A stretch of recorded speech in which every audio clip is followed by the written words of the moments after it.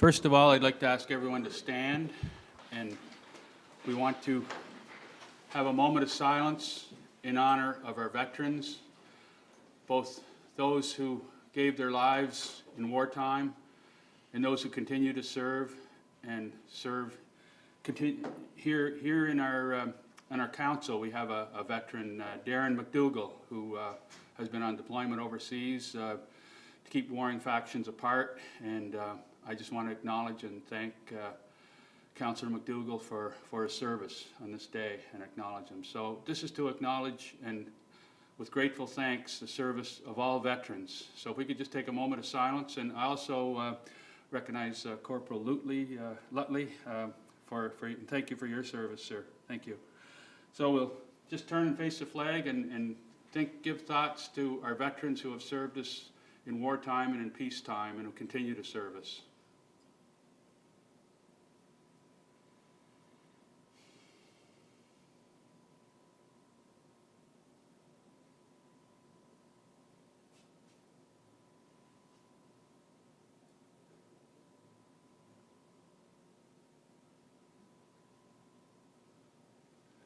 Thank you.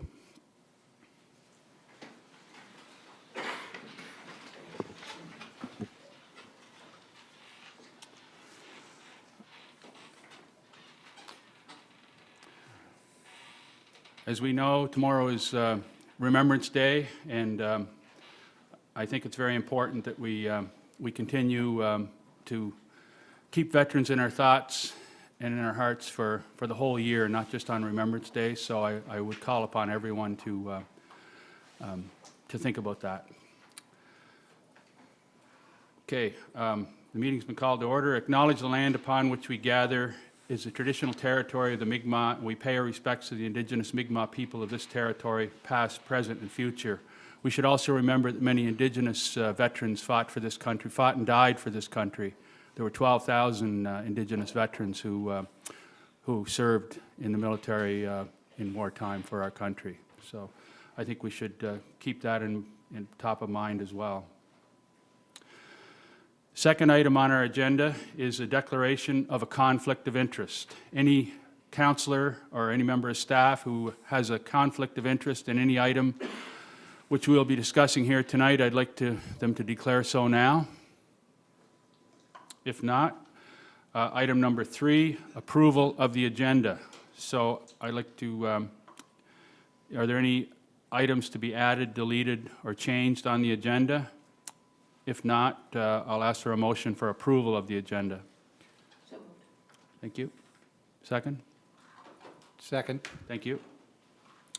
All those in favor? Aye. Those against? Motion carried.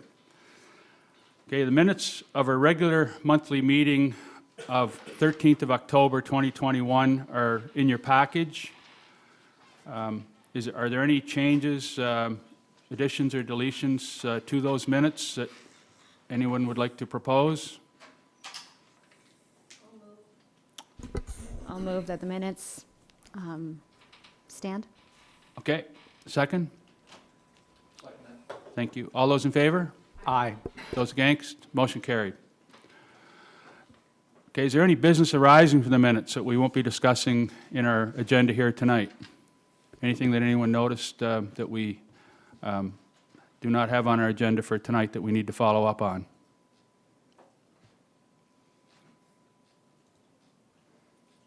Anything? If not, we'll go to item number 6, presentations from the floor. Robert, are there any presentations from the floor tonight? No? Okay. Next item is my report. I'd like to, that's in your package. And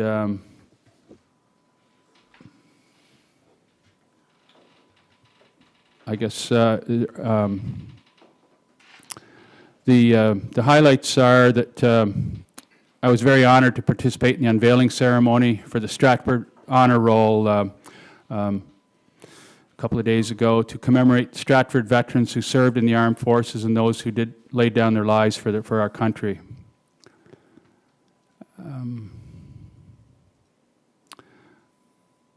The I had, along with members of council, Deputy Mayor Clow, Councilors Burridge, Gallant, McDonald, and Smith attended the semi-annual meeting of the Federation of PEI Municipalities in Stratford, or in Summerside this past Saturday.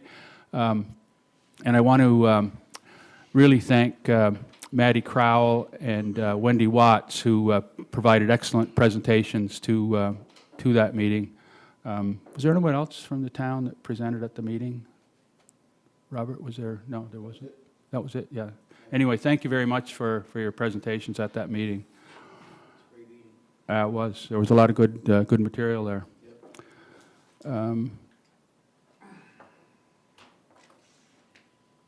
We're currently working on the process to replace our, or find a new CAO. I don't think we'll ever be able to replace Robert, but Robert Hughes, who's retiring as CAO in December. So we are in the process of hiring a new CAO, and the hiring committee has been meeting and interviewing to that end. The concept plan was interviewed by CBC for the concept plan. There's a lot of interest in the concept plan for our new waterfront development, and in the resident survey results which were released, and in the community campus plan. So those items are all sort of on the front of mind for Stratford residents and for the region. One of the highlights was being interviewed by two members of the youth committee, one of whom is the granddaughter of Councillor Gail MacDonald, Ariona. Yeah, lovely young lady, and Edie Duncan. The two of them were excellent. They provided an excellent interview for Peggy and I, for my wife and I. Yeah. Don't know what the story's going to be like, but hopefully it'll be positive. The other thing I want to do, I want to recognize and thank resident Peggy Forbes, who purchased a lovely bench for a town trail in remembrance of her late husband, Alan Forbes, who passed away, I guess, over a year ago now. He contributed so much to the community of Kepik, Kinloch, in the early days, before the town of Stratford was formed. But Alan was a great builder, laid a good foundation for our community. So I want to thank Peggy for her kind gesture to donate this to the town. Any questions on my report? Your Worship, could you please briefly go over the Atlantic Mayors meeting that you have? How many mayors were here, or what was the general topic of discussion? There were 24 mayors from all around the region, and I believe I can certainly forward the agenda to you, and I think I forwarded the package to you, which had all of the material which was presented at the meeting. Yes, yeah, and I think the public should want to hear what was discussed. Okay, now you got me on the spot. See how good my memory is. Climate change probably would have been one of the topics you talked about? That was a major one, yeah. The presentation of the whole climate change, the whole mapping of the impact of climate change on Prince Edward Island, that was really generated a lot of interest, a lot of discussion. The Charlottetown development of the new library in the downtown core in Charlottetown was very interesting, and we took the opportunity to discuss our waterfront and CADC's role, or possible role in helping us develop that. There were quite a number of items discussed. I can certainly attach the agenda to send the agenda to as part of these minutes or whatever. But yeah, those are the two that come to mind. If there's anything else that anyone would like to ask about, feel free. Okay. Any other questions on my report? If not, I'll ask the Chief Administrative Officer, Robert Hughes, to give his report.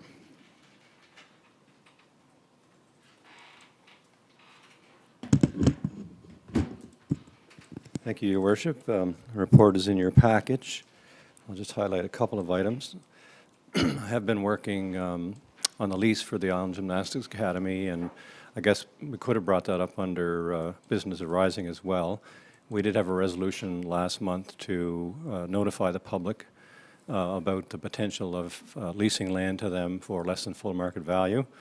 And we did have some concerns from people who live in the area about the proximity of the building to their properties. So we are working with Island Gymnastics to see if we can move the building to a different location on the site. It looks like that's possible, and then we can address those concerns. So if any of those residents are watching or listening now, we are working on that, and hopefully we'll come up with a solution that's acceptable to everybody. And the lease itself, they have reviewed the lease. We provided a draft, and they're perfectly fine with it. We're continuing to work with the Gray Group. We've had another meeting with them this month just to try to narrow down exactly what is required in terms of changes to the official plan and bylaw to implement what their overall concept is. It's not simple. There's a lot to it, but we're getting there. We're honing it, and hopefully we'll have something from them before too long. An official request with specific ask for what needs to happen there. We also had a meeting last week to review the draft housing demand study. Had a presentation from the consultant. There's still a few areas that need a little buffing up to complete the report, but we're close, and hopefully we'll have a final draft of that, or a final copy of that fairly soon. One thing I did discover during that meeting, I wasn't aware, and I think it's a fairly recent thing, is in Statistics Canada now produces population estimates by census subdivisions. They used to do it for provinces, and maybe for census agglomerations, but not for census subdivisions, which Stratford is one. So that we now can get an annual estimate of our population from Stats Canada. And the latest for 2020 is 11,410 people, I think. So our population is probably close to 12,000 now at the end of 2021, or certainly approaching that. So that's really nice to be able to access that information, because usually we have the census and then we have to wait for 5 years really for the official word. And the other interesting thing about that is that the estimates are actually considered more accurate. If you look at the estimates, the estimate for 2016 when the last census was done is actually higher than the census numbers, because they use different methodology and considered to be a more accurate representation of the population. So that's there, and that's good to know that that's there, and our population is higher than what I had expected it was right now. And the last one, I've been working on CAO bylaw, and there'll be first reading of that bylaw this evening, which includes a performance evaluation process, which will hopefully set up the council and the new CAO for success. Happy to answer any questions on anything in the report. Robert, you mentioned here in your report that you participated in a natural assets identification exercise. Is that different from asset management? Yeah, it's a different take on asset management. There's a movement across the country. It started in Gibson, BC, where they realized that there's an actual economic value of natural assets. They perform a function that if the natural assets weren't there, then you would probably have to come up with an engineering solution. So that means like flood plain, or some kind of buffer against climate erosion or anything like that. So we're in the process of working. There's an organization called Municipal Natural Assets Initiative, and they're working with municipalities across the country to identify, quantify the natural assets that we have, so that we can then better understand the function that they play and the value that they have, and hopefully in the future then be able to protect them, to preserve that value, because it's not just to protect nature, but it also is going to save hard infrastructure costs in some cases where the asset actually performs that function. So. Thanks. You mentioned that we have an estimate from the census. Do you know when the actual census is going to be released? It usually comes in the early year, like they'll release the first tranche with just high-level population estimates probably early in the spring. And then it takes about a year and a half or so to roll out all the various detailed. So we won't get a real detailed snapshot of everything probably till maybe middle of next year. But they will start probably releasing some of it with the detailed demographic information and whatnot. Middle of 2022? Pardon me? Middle of 2022? Yes, Okay. yeah. Any other questions for Robert? If not, I sorry, do- go ahead. Sorry, just one other question. The asset management course that's due to convention or coming up there at the end of the month, do you know that's also going to be virtual? No, it's not. It's not, just in okay. person. Okay, thanks. Okay, if no other questions, thank you for your report, Robert. Okay, we'll now move on to the next item on the agenda, which is Safety Services Committee report. I'll call on the chair of that committee, Councillor Derek Smith, to give his report. Thank you, Your Worship. Under 9A is our Safety Services meeting from the 18th of October, 2021. I would like to point out to council that most of the things covered in these minutes were already covered in a council meeting a couple of weeks earlier. So it's pretty well redundant of what was gone over here. But if there's any questions, please ask and we'll try to answer them.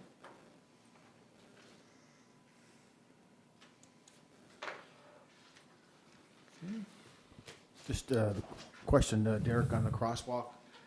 I know we were talking about it last month about the Glen Store Drive there and so on, and I wonder if Jeremy might be able to talk about it. How far are we ahead with it, or we're talking? Remember the intersection by the church there? Or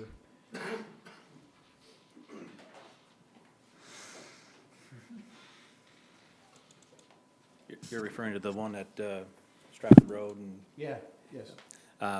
we sent a letter into Department of Transportation to see if they could look at that intersection and whether or not there can be some interim improvements there, but we haven't heard anything back so far. But we're going to still look at what we can do and keep it on topic, sure. Yeah. I see there's a path there, but no lights, right? There's nothing going across that intersection at all. But anyways, we're on the agenda. Sure, yep, for Yeah. sure. Yeah.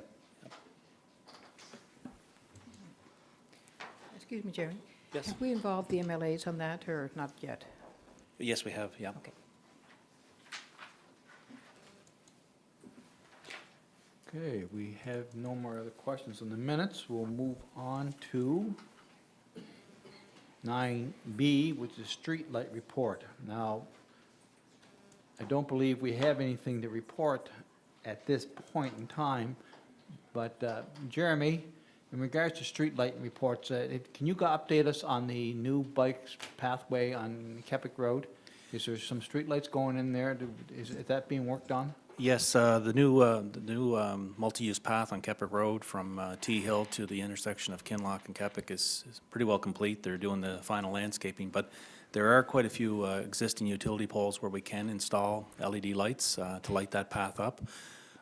We did have one resident express some concerns with regard to putting lights on there because of light pollution and such, but we do have it on the agenda for the meeting on Monday to discuss putting lights on the existing poles. We've also been in discussion with Maritime Electric with regard to putting additional poles in, and it's quite cost effective to do that, and we may be able to include that in the project. So we're going to discuss that at the Safety Services meeting on Monday, and hopefully we will be able to get those lights in, because most of our sidewalks are multi-use paths. We do install lights for safety purposes. Okay, well, thank you. Yep. So it's being worked on. Yeah, Jeremy, I was down there today, and it's really a great, fantastic job there. Like how many meters are like from? It's 2 kilometers. How many, 2 kilometers? Yes. 2 kilometers. Yeah, it's a real. It's going to be a real game changer for a lot of Yeah. people with families and stuff that are traveling down there to the beach and other park areas. And there are a few issues we have to address with the slopes on the side, but all in all, the contractor did quite a good job, and we'll hopefully get the grass growing there first thing in the spring. And is that a sort of collaboration with the province? That was a 50/50? Yes, 50/50, and 50/50 with the province, and we're that's looking nice. at further collaboration with the province on some Yeah. other projects next year for sure. It's a great. great initiative. Great. Yep. Okay. So there's no other questions about streetlights. We'll move on to 9C, which is the Rcmp report of the policing report for the month. The correspondence were sent out in your packages. I'll just note a few things for the council here tonight. For the month, on Halloween, Saturday, 30th of October, the night before Halloween, I drove along with Citizens on Patrol. And it was quite active that night. A lot of young people out in nice weather and enjoying themselves, but I must say that it seemed to be a quiet night. NSC checks, 88. Now, that's just a number to us, but I want to point out that a lot of those NSC checks are volunteers. People are doing hockey and whatever, and Girl Guides and Boy Scouts, and there's a lot of people in this community who support, do a lot of good things for us, and they get the NSC checks done. We'll go to the number of tickets, which is 33, but I would like to point out that we have speeding charges, seatbelt charges, non-moving intersections, Liquor Control Act, cell phones, driving while suspended, 33 in total, but the thing I want to point out is that they're not all radar related, which means basically that the Rcmp are looking for a lot of things, whether it's in a checkpoint or driving along and noticing something on a vehicle that's not right and pulling it over. Says in the police universe, sometimes they rely on the radar set, and if it's not speeding, they don't stop it, but obviously the Rcmp are watching. So congratulations on that. 911 calls for the month, there was only 2 911 related. I'll let Corporal Ludley talk to that. And I want to thank the citizens of Stratford on Halloween night. Everybody was out, they had a good time, trick-or-treating, but there was no big issue of property damage, which is very nice to hear from, and I want to congratulate that. Our CMP representatives here, we did have one incident of a house party. If you want to briefly go over that for us, I would appreciate it. Yeah, I'd like to acknowledge what Councillor Smith said, that residents of Stratford were actually very well behaved over Halloween weekend, which was really nice to see. There were a couple different situations, not on the Sunday of Halloween, but the Saturday leading up to. We had another situation off Duffy Road with some teens gathering down on the beach, partying down there. So we were called down, and we actually issued 2 summary offense tickets, one for intoxicated in a public place and one as well for an open liquor fine. Later on that night, we did get a call of a house party in Stratford. We had several members attend, and upon arrival, it was quite obvious that it was exceeding the current public health gathering limits at that time, and we issued, again, summary offense tickets to the 4 tenants of the house for being part of organizing and allowing that to happen. So that was the Saturday night prior to the 30th.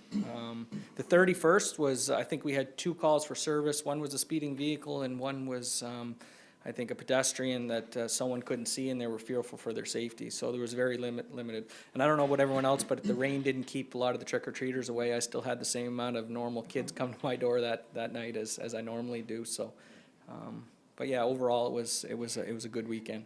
Yeah, yeah. On Duffy Road, I had some small complaints there, and you guys addressed them really well with the kids congregating in that area, and the weather being nice and high school and everything, and you guys did some great checks down there. Yeah, we were hoping last month, after the last time we issued some fines down there, that might have been the end of it, but unfortunately they did come back and they gave it another go, so hopefully this will be the last time. Yeah. Last time for that. But we still encourage the public to call us and report anytime they see any people down that area, any lights or anything along those lines, to give us a call. We'll definitely go down and check that out right away, so hopefully that will help prevent any serious issues from happening, so yeah. So we'll open the floor for any more questions for the police activities. I'd like to thank you, Corporal Dudley, that the cell phone violations are now listed on the report. Appreciate that. You got 4 last month. That's great. Let's see. I'm going to you've addressed everything else. Oh, yes, there was one other thing I wanted to mention. I'm noticing that on social media now that people are kind of turning to that to report speeding in their area. Does, like Stratford Rcmp get that information through that means? No, we wouldn't.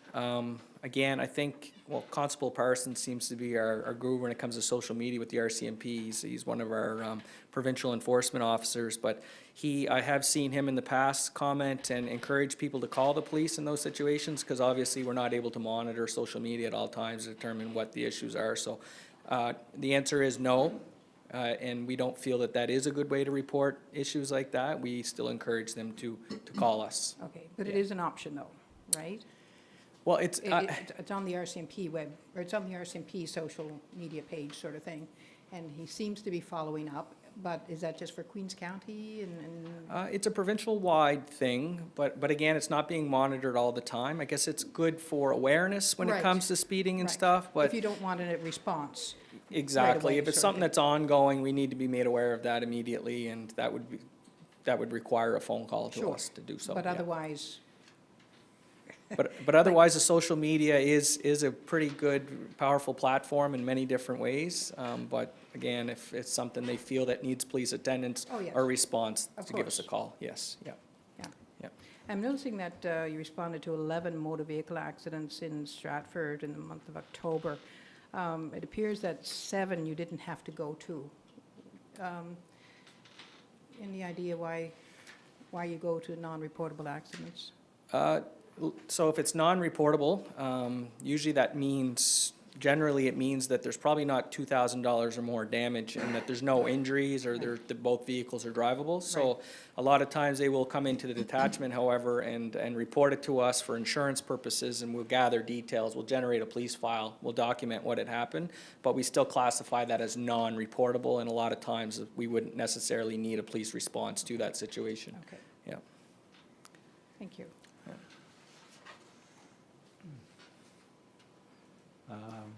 If there's no more questions, I guess we can, the one thing I do want to bring up is the section under false alarms, and that will be covered off in the fire report. There's something to report about false alarms, but I'll cover that off in the fire report. So we have no more questions in regards to policing. Councillor Smith, I have a question. So the amount was given for the fines for the month of October of $7,552. Did we ever get an answer to see if all that amount comes to, back to Stratford, or just a portion? And is there any way that we can get that information by, for next month, perhaps? Somebody must have the answer. Somebody has the answer, but I don't expect it to be Corporal Dudley. Yeah, I think Do this not know goes, the in answer, I provincial do not court. know the answer to that. this goes back to a long-standing issue that we've had around reconciliation of the actual fine amounts and the actual amount received by This is a Stratford. more simple question, you know, just how much, what percentage of the fines. Oh, I see, is back. okay. Yeah. Yeah, maybe we could ask that staff look into that and give us a response in time for the next meeting. And the court, provincial court should be able to tell us. Oh, I'm sorry. So how much of the fines, it's listed here as 7,552. So I'm just curious how much of that comes back to the town of Stratford? So like, what percentage? Yeah, that's what I thought. And anything that's criminal code, we don't get, right? Right. Just summary offense tickets. Yeah. Okay.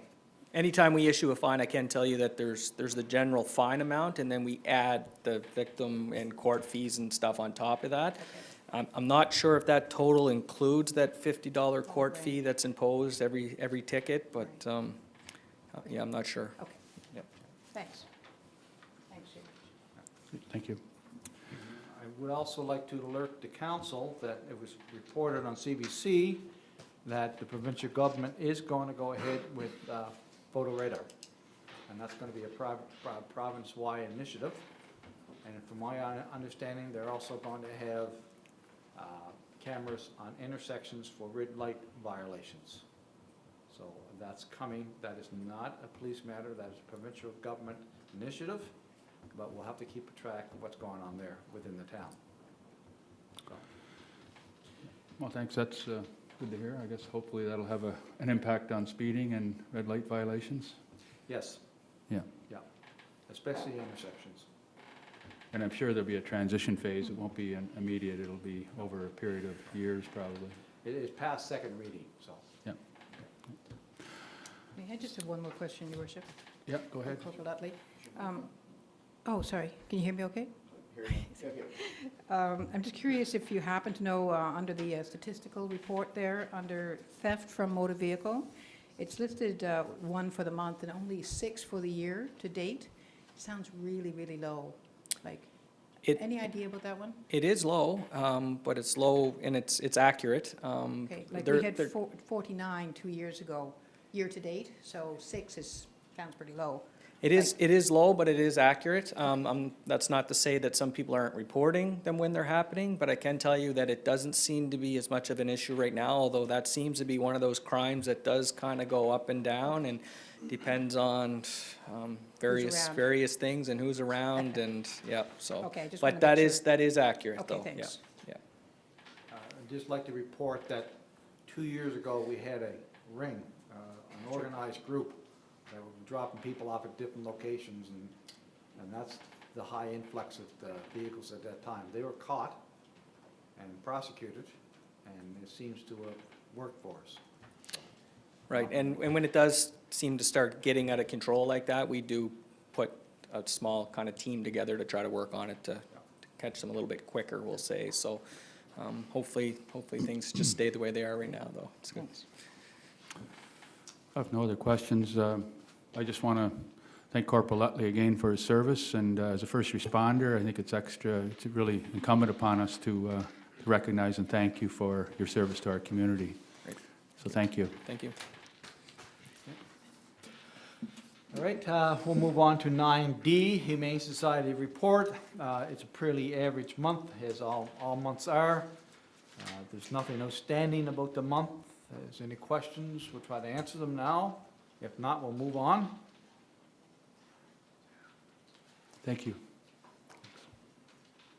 Okay, move on to transit. Transit charts are there. It's pretty well steady as she goes. The pilot project, Jeremy, any update on that?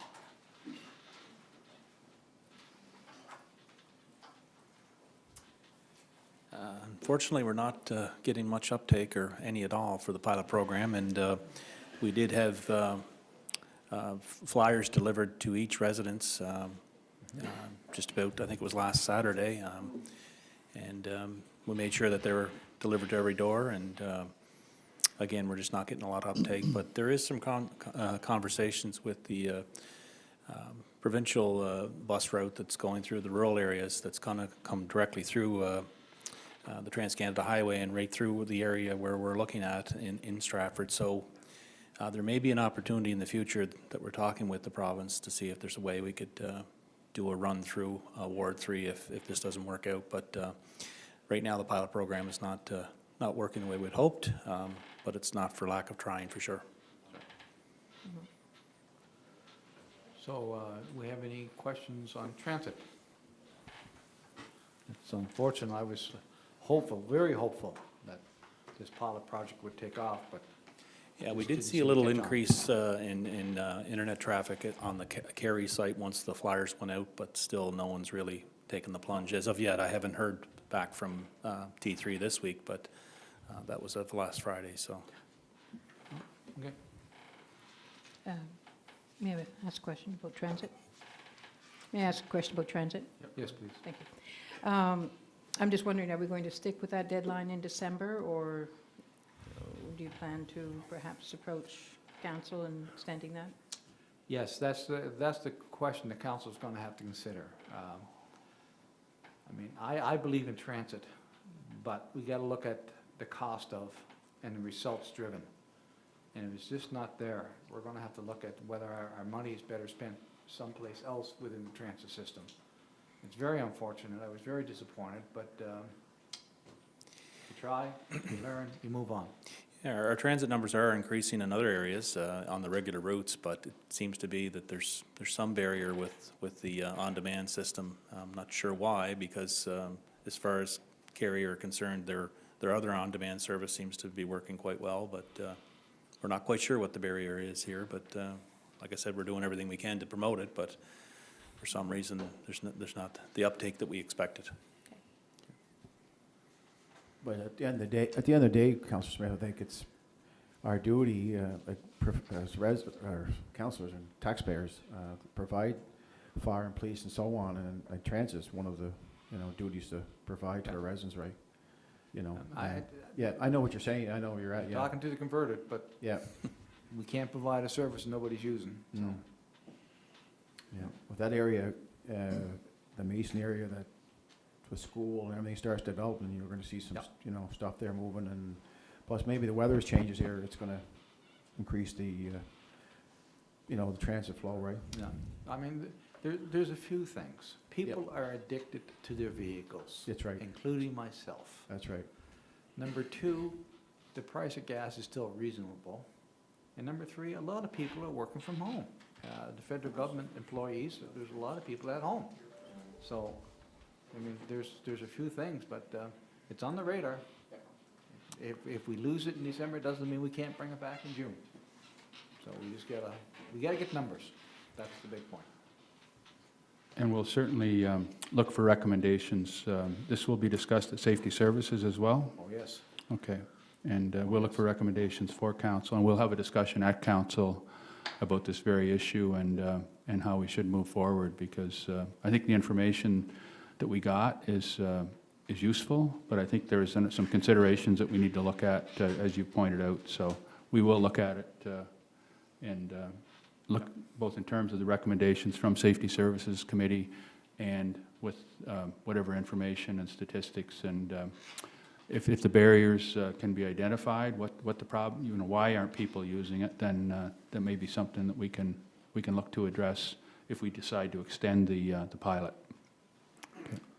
Just a remark, Councillor Smith, is that it took us 10 years or more, I'm not exactly sure, I think it was 2013 when the transit started, to get between 100 and 120 people for all of Stratford. So when we look at that, we're looking at 2 months in or 3 months in. Yeah. It takes time, it's education, it's wires, it's to talk about money well spent. Well, look what we're spending for 120 people, 125, so money well spent, but I wouldn't get caught up in the numbers. And it's a service. Yep. It's a service, and it might not work, but I don't think we can give up on it. No, I mean, if the council has support of transit, we will go ahead with transit. Yeah, and what's been approved is a pilot that with an end date, but we will be discussing that date at prior to the date actually arriving. So, and making a decision before that. Okay. All right, then, we'll move on to the Crossroads Fire Department. We usually go over the statistics of how many fires we had, types of fires, and stuff like that. But tonight I want to focus on something a little different with the fire department. 2 months ago, I was at a fire meeting and discussed with them the future of Stratford and the growth of the area. And I suggested that maybe they should start looking into the growth of the town of Stratford and their needs coming up. I mentioned it to them. Well, they took it seriously and they took the task on, and both the fire board and the fire department got their hands into the gritty and started up the reports, and the following has been done. First of all, I want to thank Dave Hughes, the retiring fire chief, for his many years of service. He has been replaced by our Kevin Reynolds, but Dave Hughes will be staying around. I'll go over that program here in a minute. I want to recognize Carol Ann Duffy. She did up an alumni fireman's policy, of which Dave Hughes is now part of because he's an alumni, and a conflict of interest update. She took those tasks on, her and her group, and they updated and did up new policies for us. Quite a bit of work. We now have a 5-year budget plan, and that was being worked on by Kevin Jenkins, the retired mayor of Stratford, and his group.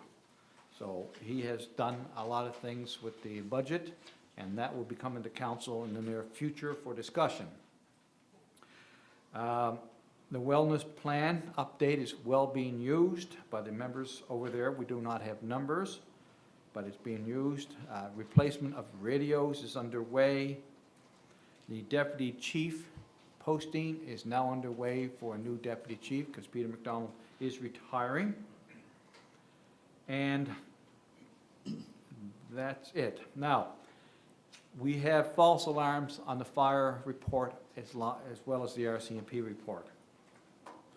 And we keep on asking the same questions. Is it repeat people reporting the same fire alarm all the time? Is it different? And stuff like that. We're befuddled about all the fire alarms that we get and or other alarms.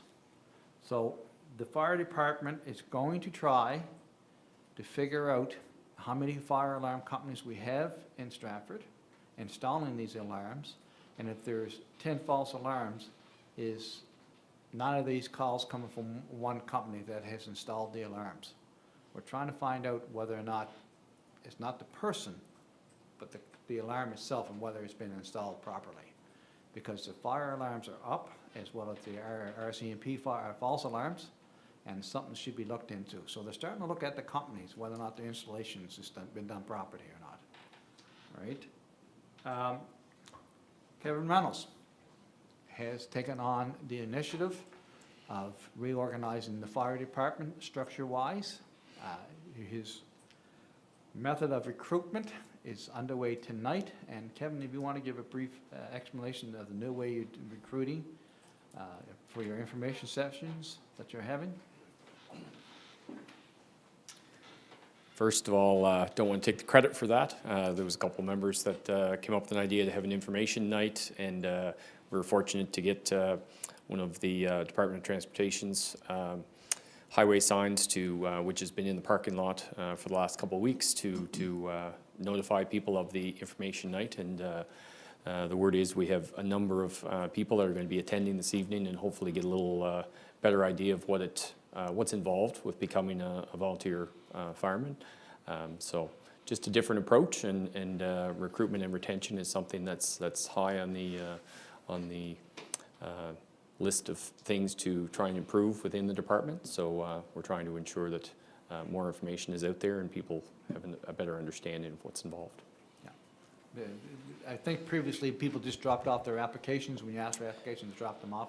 Now you're taking people in and showing them, here's the equipment, here's our fire trucks, here's Yep. the people that work on the fire trucks. We've done recruitment drives in the past and just simply given deadlines, and they could apply online, or they could drop actual applications off. But the intention of the information night is to bring them in, give them a little presentation on exactly what's involved, and then with the beautiful facility that we have, actually give them a tour through the facility and let them know what some of their volunteer hours go towards, and some of the benefits that are included with being a member within the facility.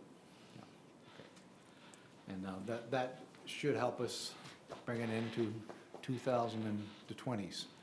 We're not Yep, working we're in the 1980s hopeful anymore. it'll. Yep. No. Okay. But anyway, I want to thank yourself and your department for looking towards the future for your needs and stuff like that. And Thanks. thank you for that. Yeah, I think all council would support that we really want to thank you for stepping forward and for all that you do to keep our community safe. So thank you. So, and that is basically it for the moment. So they're moving onward and upward and taking the bull by the horns, so to speak. Councillor Smith, I have a question. You just said earlier, false alarms with the Rcmp and false alarm with the fire departments were increasing a lot? It's not that they increase, but we can never explain why there's so many false alarms so many times. Like, it's different times of year. Mm. And it's different homeowners or different businesses. It's not like one house 9 times. Okay, okay. It's like it's 1 or 2 times, but we're trying to find out now, is it is the product, is the installers. Like, we try to Yeah. find out what's going on here. Yeah. So, I mean, these people have to leave work or leave their homes to go to a false alarm. The RCMP have to go to these alarms and stuff like that, so it's quite a bit of time. That's right. Any other questions for Councillor Smith? If not, thank you for your report, Councillor Smith. Thank you. Okay, we'll move on to the next item on our agenda, item number 10, Recreation, Culture and Events. I'll ask the chair of that committee, Councillor Steve Gallant, to give his report. Thank you, Your Worship. For the month of November, committee meetings, the Recreation and Culture and Events Committee met on Thursday, October 28th, and discussed the following agenda items: community campus site design, the Waterfront Park design, 2020 capital and operational budgets, park security, and program updates. The Arts and Culture Subcommittee was scheduled to meet on Thursday, November 4th. However, the meeting was postponed due to participant unavailability. The interactive public art piece on Pondside Park, they'll call The Leap by Stratford artist Gerald Bellio, will be installed in spring of 2022. I believe the delays there because of COVID with the parts. The artist has experienced multiple delays with received materials over the past year. Okay, my question was answered. The Artist in Residence Program, Stratford Adult Visual Arts Program, began Wednesday, October 6th. The program will be offered from October 6th, 2021 to March 9th, 2022. The visual arts program being offered to Stratford adults in urban sketching and with ink is a new art program not offered until now. The Dance Movements Enrichment Program for grade 6 students at Stratford Elementary School has been delayed until January 2022. Ms. Daya IDT will be instructing this program from January to March 2022. At this time, all our program will be offered online with Zoom. New for the fall 2021, we are offering a drawing and sketching class online from October 4th to December 13th. The town has received requests for basic beginners drawing and sketching classes, and we are very happy to be able to provide that program this fall. The Life Drawing Group are an independent art group who meet each Sunday at the Gertrude Cotton Building from 2 p.m. to 4 p.m. The Life Drawing Group is made up of professional and amateur artists from across the island. During the summer months, the group have artists join in who are visiting from the island from many parts of the world. Events, unfortunately, again in 2021, we will not be able to provide in-person Remembrance Day service. In lieu of service, the public is welcome to visit the Stratford Centre Hall on their own time to pay tribute. The town will replay the 2018 Remembrance Day service on November 11th, along with a message from Mayor Ogden. During Veterans Week, November 5th to 11th, the town will pay tribute with information about Remembrance Day on town's social media platform. Thank you to the Stratford Library for their help in identifying appropriate books on Remembrance Day for the families. The town will be highlighting these books that are available on loan from the Stratford Library. The Veterans Banner will be available for viewing on November 5th to 15th in the hallway there in front of the foyer, the town center, during regular hours. While viewing the banners, the public is encouraged to view the art collection on the second level, and the elevator is available on loan from the Daniel J. McDonald Building and Veterans Affairs Canada. And the project Remembrance, a dramatic art installation by renowned Canadian artist Brian Lormier, commemorating the 100th anniversary of the First World War. Also on loan from the Veterans Affairs Canada are the World War I replica boots that were laid on the Canadian National Vimy Memorial in France to commemorate the 100th anniversary of the Battle of Vimy Ridge on April 19th, 2017 by Prince William and Prince Harry. Boots of the following are on display in the front lobby of the town center. The Stratford Youth Center and Council. The Youth Center currently has 46 active members with regular programs operating 4 days a week with the odd Friday and Saturday event. The Youth Center recently held its annual Spooktoberfest event on October 28th to 31st. This year marked the return of in-person events outdoor following strict COVID rules outlined by public health. Vax passes were checked for all those attending age 12 years and older, and photo ID was also required by those 19 years and older. The events were a huge success with great attendance events. Events this year included home decoration contests, haunted trail 2 days, trick-or-treat trail, and a 50-50 raffle. Some highlights include the home decoration contest, the Haunted Trail, Trick or Treat Trail, and the Spooktoberfest 50/50. Was drawn, the Spooktoberfest 50/50 ticket was drawn on Saturday night, and Tanya Kennedy Flood was the winner, and she won $157.50. On October 16th, the Youth Council hosted a yard sale at Cotton Park. The event required people to show proof of vaccine before entering. 125 people attended, with 11 volunteers participating. The group raised $327 for their efforts. The recreation program, the skills and drills instructional hockey program is full now, with 26 participants between the ages of 3 and 14 years getting their initial introduction to hockey. The program operates from October to March on Saturday mornings at 7:20 a.m. at the Pondle Sports Center. The event, the ever popular sport of pickleball, now has six program sessions with a capacity of 32 participants per group. Pickleball is now offered 5 days a week, starting at 6:30 in the morning, 9 a.m., 1 p.m., and on Fridays at 6 p.m. The Stratford minor basketball program is now underway, and most divisions playing out at the Stratford Town Centre. The fitness area and gymnasium, the Vax Pass has led to a noticeable decrease in fitness area daily use this year. The area now averages approximately 70 people per day, down from 100 at this same time last year. Programming in the gymnasium has remained busy, with the gymnasium operating at full capacity with programs from 6:30 a.m. until closing. The town has helped facilitate local groups to use local elementary schools for extra sport and recreation program. And then the event partnership during the event, during the evening, October 30th, the night before Halloween, a Night 9 Glow Disc Golf event was hosted in the Stratford 9-hole disc golf course out back here, hosted by Jacob Smith. The event had a total of 56 participants playing disc golf in the dark and evening with the glow, by the glow in the dark lights and several dozen lit jack-o'-lanterns. Pictures of even can be found on Facebook under Island Disc Golf Company or the Town of Stratford's website. So that includes my update on the month of November for recreation, Your Honor. Your Worship, Your Honor. Thank you. I sentence you, too. There you go. Yeah.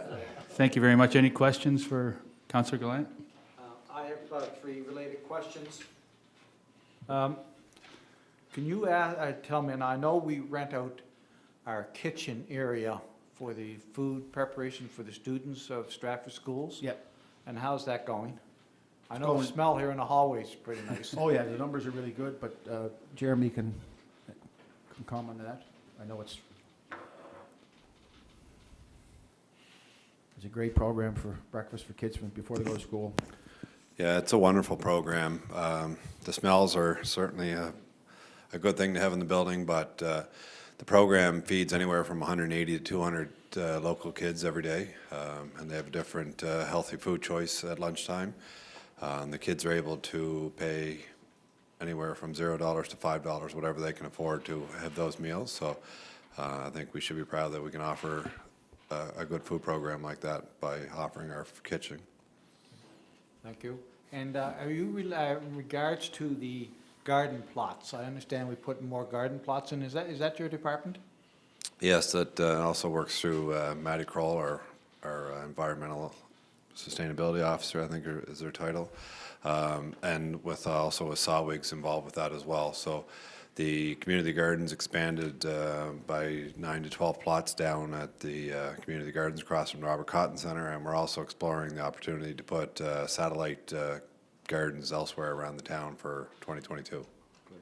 Thank you very much. And any update on Canada Games? Is there any kind of discussions going on there we can relate tonight? No, we've had some ongoing discussions with the Canada Games group as recent as this past Friday. But unfortunately, I don't think we're in a position to move forward at this time. We'll continue with those discussions, and once we have more concrete details, we'll bring them back to council. Thank you.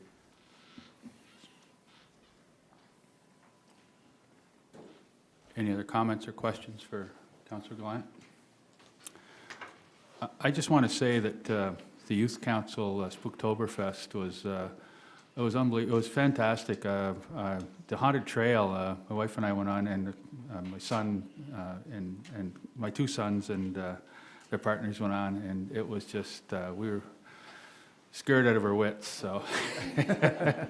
So there were some things I was ready for, but they took me by surprise, so it was, you couldn't be prepared. It was very scary. And I understand the trick-or-treat trail, there were over 600 kids that went to that. That was fantastic. Yeah, that's great. The other thing I wanted to mention was with regard to the Remembrance Day events and displays, that's really first rate. Like it's something that we should all be very proud of. It's something that I think everyone that comes into this atrium and looks at what's there and the work that's been done on the displays outside. Yes. I think it's really, really impressive, and I compliment you and your committee and the Heritage Yes, the Committee as Heritage- well, Jill. who work together really well. You know, like I think it's really important that that work be recognized and those people be thanked, because I think it's something that really we can all be very proud of. Yes, I enjoyed that opening there the other day with the Assistant Minister. Assistant Deputy Minister and, Sarah Lance, yeah, that and was Doug Kelly, Doug, is it Doug? Doug Kelly, yeah, Doug, yeah. It was yeah. a great, that was, you know, and the whole story behind it, right? It was nice to stand there and listen to the story and the trees, the 2 trees and the 2 plaques there. It was a great job done by the Heritage, and Kevin and Jill, and because it's the behind the scenes that count. The people do this stuff behind the scenes, you don't see it, and that's hard work, you know. And I think the displays, the banners are going to be on display for a period of time. I'm not sure what the end date is, but they'll be on for, is it the whole month of November? Roughly the 15th of November. So I would encourage anybody that is to any member of the public to take a walk through there, because it's so powerful to see those faces and those young men and women who served our country and some of whom didn't return. And like, we value volunteerism here in Stratford, and these people were all volunteers, and That's right. they didn't have to do that. It was something that was above and beyond. So I really compliment everyone involved in that. It's like some Jeremy? Just wanted to follow up with the acknowledgement for Remembrance Day. We're also very fortunate that because of our extensive efforts on Remembrance Day over the past several years, Veterans Affairs Canada chose Stratford for the artwork that's up on the 2nd level.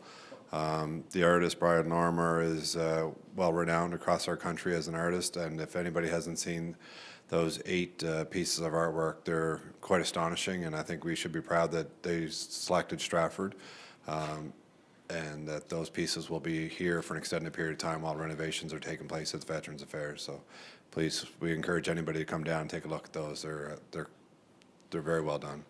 Yeah, I looked at those. Those are great, yeah. Thank you. Yep. Any other questions or comments for Councillor Gallant? Okay. Your worship, I think, notice we have 2 new guests in the Oh. audience here tonight. I'd like to, at this time, recognize MLA Michelle Beaton. Thank you for attending, and her daughter Ava. Thank you for attending. Ava, I'm sorry, Ava. Thanks very much for coming, Ava. And Michelle, thank you very much. Was ABBA your favorite band your day, your worship? Pardon? Was ABBA your favorite band your day? Now I'm dating myself, eh? Okay, we'll move on now to item number 11, Finance and Technology. I'll ask the chair of that committee, Councillor Gail MacDonald, to give her report. Thank you, Bishop. So the report from the Finance Department for the month of October. They met to discuss the budget process for the 2022-2023 budget year. They submitted the financial statements for March 31st, 2021, and municipal reports to the province under the MGA guidelines.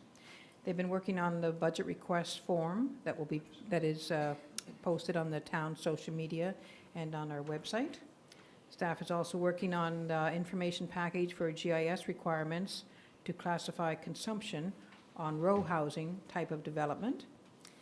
And the staff also attended the team building day the other day. They also are working on a spreadsheet on the town and utility surplus, the debt and capital asset purchases. They met recently with the TD Bank and CIBC to do annual reviews. We're currently waiting to hear back from the Rcmp on updated contract pricing. Staff is working on the long-range forecast, meeting soon to review with Robert. They attended a meeting with the Provincial Tax Commissioner and other municipalities on commercial taxes, and they're having another meeting later this month. The utility bill payments are coming in. The due date for the bills is this Friday, November 12th. And staff is busy getting information for the switch applications into Maddie. The monthly report from our Finance and Technology Committee is in your package. It was a very interesting meeting, lots of participation from the committee members. Reports in your package. If you have any questions, we're glad to answer. The income statement reports are also in your package. Basically, revenue is up 11.5% for the month, year to date, and the expenses are down 8%. So we're in fairly good shape at this time. Under Stratford Utility, once again, revenue is up 16.9%, and our expenses are down 10.2%. Once again, any questions on any specific line item or anything I've discussed, either myself or my finance director who's in the room can likely answer those questions. I also have a resolution. Okay. Any questions on the report? I have, oh, go ahead. Go ahead, Gail. I just have two, Councillor McDonald. One is just explanation on the GIS requirements to classify consumption and row housing type of development. I don't understand exactly what that is. And then the second one is on a quick one. So we still don't have the gap, the Rcmp new charges. We still don't have that amount. No, I'll start with the RCMP Okay. one. They were supposed to have a meeting on October 19th that we were made aware of, but that meeting ended up being postponed. So the new meeting date hasn't been set yet. They were hoping, they were hoping to know by October 28th, but they still don't know the new date on the meeting. And on the GIS, how in our utility system, most of our customers have 5/8 meters. So if you live in a single-family dwelling or a row house, you all have the same meter on your property. So what we're trying to figure out is what the consumption difference is between all our single-family homes and all of our row housing. So we need some GIS. We're trying to break them out so that we can identify in GIS which properties are row housing versus single-family dwellings. So going forward, we could run consumption reports based on the type of dwelling unit. Okay. I probably have a couple of questions here for you also, Kim. Submission for the budget. Are you getting many? Not so far. I've gotten a couple of emails, but no, we have not received many budget submissions. Okay, but it is now open for the public? It's now open, yeah. So if you have any that you're hearing from anyone, just pass them along, and I'm forming a list so that we can have that when council meets. Okay. And this next one, it comes under sustainability, but the PACE/SWITCH program. Yeah. How's that going? There's definitely a lot of interest. Robert might be able to give more information, but our role in the finance department is just to kind of, Maddie will get in touch with us to just find out what their if they owe money on their utility side. So there is a lot of requests coming in for that. So I think there's a lot of participation for sure. Is the system working as it should? Is it, there's no choppy waters there, or is it kind of smooth sailing for you, or? As for us, it Yeah. is in the finance department. Yes, yeah, it's smooth sailing so far. Yeah, Good, thank you. yep.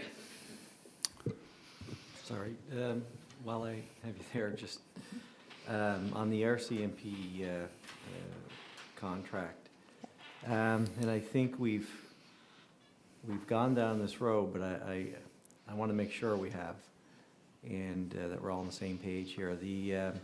My understanding is that the province, regarding other municipalities who don't have the same direct contract that we do, but Yeah. the province has indicated to the other municipalities that they're not going to be, so essentially they pay the province for that service versus the agreement that we have. And the province is not going to put that back on the municipalities that to cover the increase in the salaries and the back pay. Okay. So perhaps we're all aware of that, perhaps we're not. I believe that we were. So that being said, that doesn't apply to us. Right. But I want to ensure that we are reaching out to the province and Okay. requesting Yeah. whatever it might be, Yeah. but to be on an equal playing field with the rest of municipalities. Although our agreement is different, the concept is the same. That's right. Yeah. I'm not sure if we have reached out to the province as of yet, but I can make note of it, and I do have it as a discussion on our finance committee meeting on Tuesday, for sure. Yeah, thanks, Kim. Okay, just want to also just find out with regard to budget requests, when the deadline is for budget requests for the public to provide budget requests. November 23rd? Okay, and I guess you've sent out some information about this on our normal communication channels. That's right.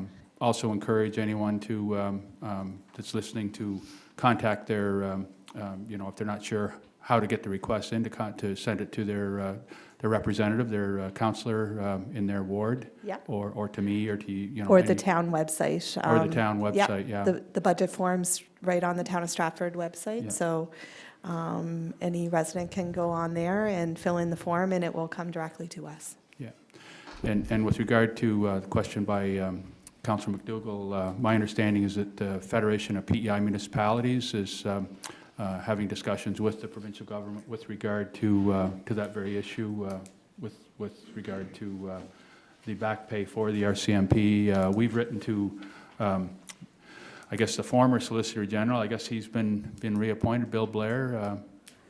It's a different minister now, so we'll have to make sure that we get an answer on this before our budget deliberations.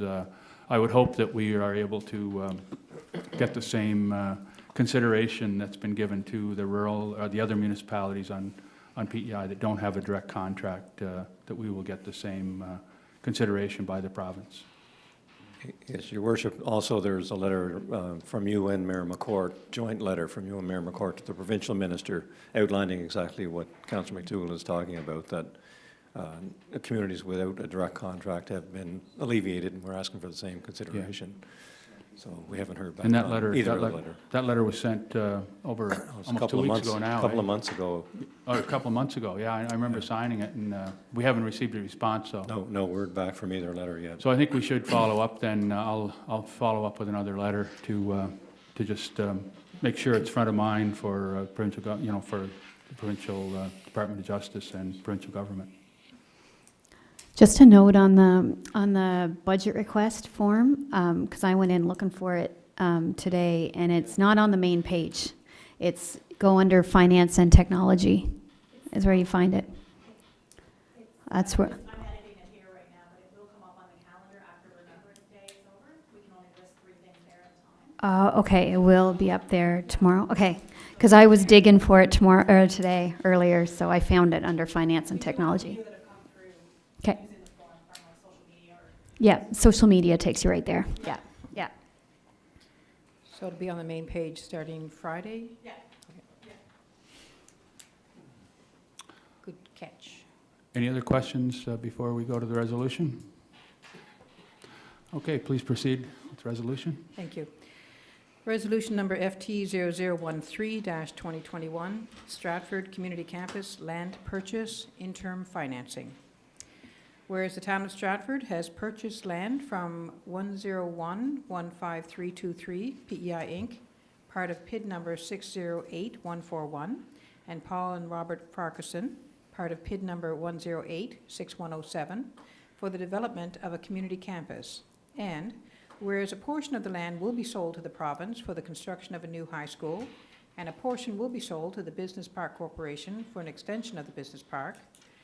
And whereas the town has arranged for short-term financing of $2.5 million through a banker's acceptance, BA, with the Royal Bank of Canada for a 3-month term in August 2021, as the rates for a BA are significantly lower than our line of credit, and they are the only bank that the town currently has a BA with.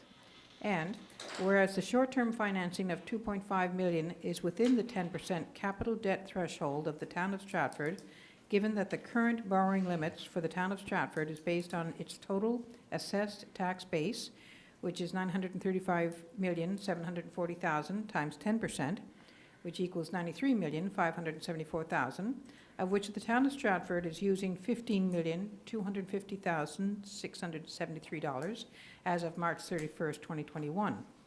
Be it resolved that the town of Stratford enter into a banker's acceptance with the Royal Bank of Canada for an additional 3-month term for the community campus land purchase in the amount of $2,500,000 at the rate of 0.48% and a credit spread of 0.47% for an all-in rate of 0.95%, subject to market fluctuations prior to closing, and that the mayor and chief administrative officer be authorized to enter into the banker's acceptance service agreement with RBC on behalf of the town of Stratford. So moved. Do I have a seconder? I'll second it. Thank you. Okay, any discussion?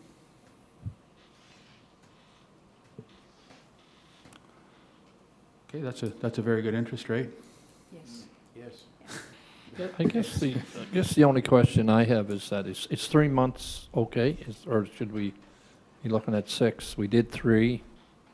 We're looking at another 3. Is that enough, or should we be looking at 6? Get the finance director's reasoning behind that. Pardon? We'll get the finance director's reasoning behind that.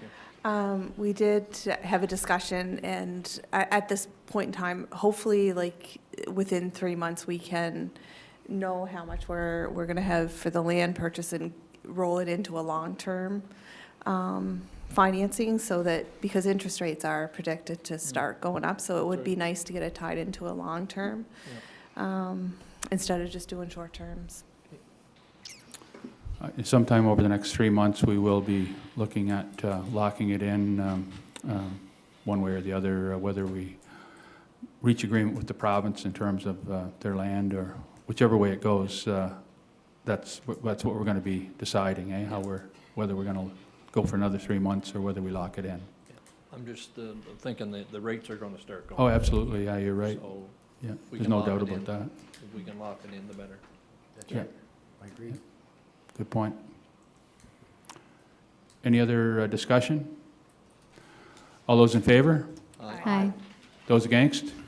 Motion carried. Thank you. Thanks, Kim. Thank you, Councillor McDonald. Okay, we'll now move on to Planning, Development, and Heritage. I'll ask the chair of that portfolio, Councillor Jill Burridge, to give her report. I'm going to start with Heritage tonight in my report. We went out earlier today to lay the town wreath at the cenotaph, which is now fully accessible. There's been a lot of work done there and updates. This project was probably, Kevin, I'm thinking, well, pretty busy over the last year, but I'm sure it started, the wheels were turning even before that.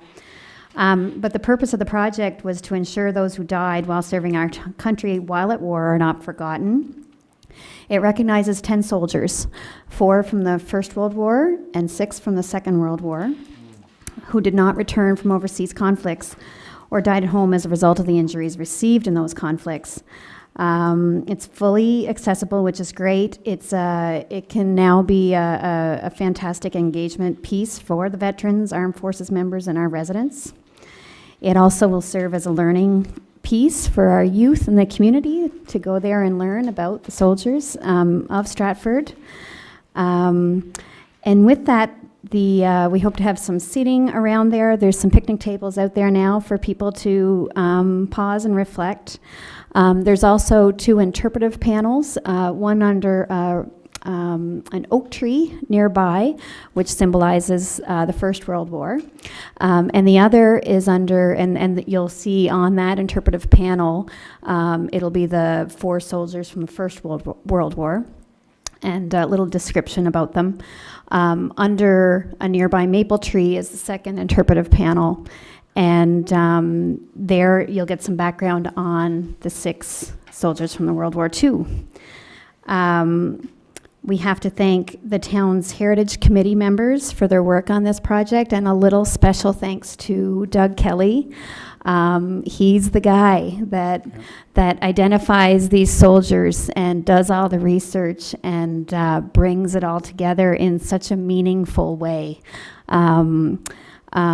He is really a jewel that this town benefits a lot from. And then thanks to the family representatives of Daniel W. McGinnis and William Joseph Stewart for attending the event. We had words from both of those families. I believe both those soldiers are ones depicted in World War II, or they were soldiers from the World War II grouping. The Daniel W. McGinnis family, I think, was it the grandson that wrote, was it grandson or grandnephew? Yeah. Might have been a grandnephew, wrote a poem that his, I guess, granduncle wrote at war overseas and sent home to the family. It's a published poem, and I believe it is on the interpretive panel as well. So it's all about home on PEI and his longing for getting back to the red soil and to get back to PEI. It's pretty crazy. That, you know, I'm sure that guy didn't dream that in this day that his grandnephew would be reading that in this way. So fantastic. And then we have to thank, of course, the Department of Veterans Affairs Canada for partnering with us to fund this project. Through the Commemorative Partnership Program, Community War Memorial funding. So, yeah, I expect there'll be lots of visitors in action. I'm sure all week there has been, and it'll continue to do so. So, a fantastic project. With that, I'll move into planning. And we're finding the last little while, it is all about planning, not so much the development applications haven't been coming in as much. It's a lot of work on the planning side, the official plan here, the last little while. So what we have on the go here is the Stratford waterfront core area. So we have the waterfront going on, and inside that project is a planning piece. Within that report, there was a planning report, and it more is tuned into the area around the park. How is that going to be developed, and how should it be developed? So the consultants were to look at that and identify how we should be tuning our official plan to ensure that we that the community gets out of this space what they hope to. So a lot of the conversation is on commercial space and how to integrate, how much commercial space to integrate into the development in and around the park. I think a lot of that waterfront development project was focused on the park piece, the town-owned park piece. A lot of this planning is more on that CADC land and the privately owned land that kind of are adjacent, the lands adjacent the park. So how is that going to develop? How should we be looking at that? So that's on the go. Our planner is working on that to take the report of the upland and see, look at their recommendations, and then kind of take a look with the planning committee and the planning staff to see, what we think would be the best for that area. So those discussions are going on. It is a lot of the conversation the other day was on commercial and also parking. Should we be looking at this space? Should we be reducing parking, our standard parking requirements, I guess, in this area? Or should we be holding strong and ensuring that the parking is there? These are big questions. And so those are things that are being discussed. The consultant is recommending that we reduce our parking requirements in this area. That's what they'd be recommending. So, and some of them significantly. So those are considerations and discussion points. The other thing is the Grey Group Urban Core Plan. Town staff is working, in Robert's report, he mentioned it, they're working quite closely with the Grey Group to figure out exactly what amendments are going to be necessary for them to implement their new urban core design. That's prepared by their consultant. So they're trying to identify what bylaw and official plan provisions may need to be amended as a result of that. So that those discussions are still ongoing.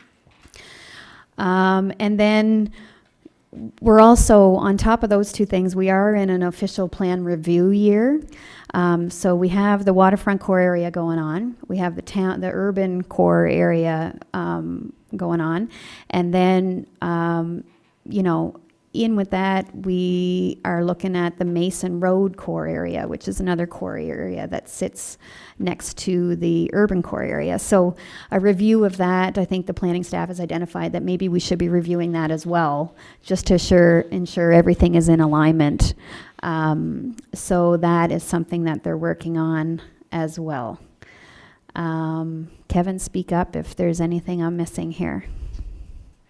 Just the housing study, the results Yeah. are pretty much in now, so we can start to put those numbers into or update our population stats and projections. Yeah, a lot of the official plan review does rest on the housing study and those numbers. So those we should have that information soon, and a lot of that will unleash a bit more of our review we can do of the official plan.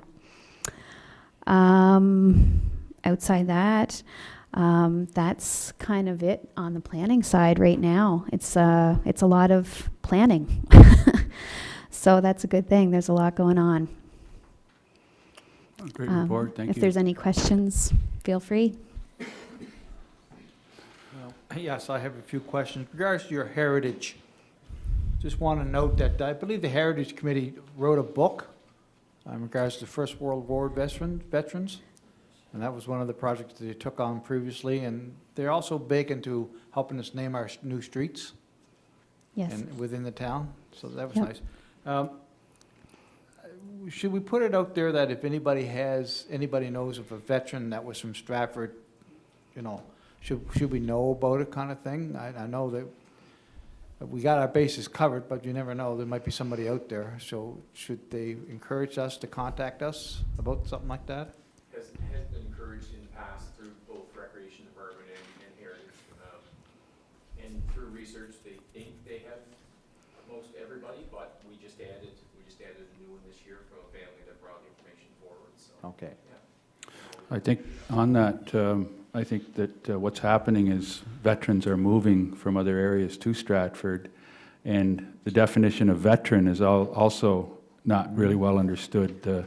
A veteran now is defined as anyone who has completed basic training or has been on a deployment. And so, for example, our councillor Darren McDougall is a veteran. He has been on deployment. He is a veteran, so that his name should be added to our list. And I'm sure there are others in that same situation that could be looked at as well. So that's something that could be considered as well. And the last question I have, under your October building permit summary, under signage, we have 2 for 175 Shakespeare Drive, 2 of them, first and third line. There's different amounts there. Is that a typo, or is that something that? 2 different businesses, 2 different signs, and the signs are all based on the size. The fee is calculated based on the size of the sign. Okay, so that there are 2 different businesses. Okay, that's great. Thank you. Okay, any other comments or questions? I have a question. Thank you. Go ahead. So, Councillor Burridge, I understand there was quite a lot of discussion on the Waterfront Core Plan at your meeting. overall, would you say the committee is in support of the plan as it stands now?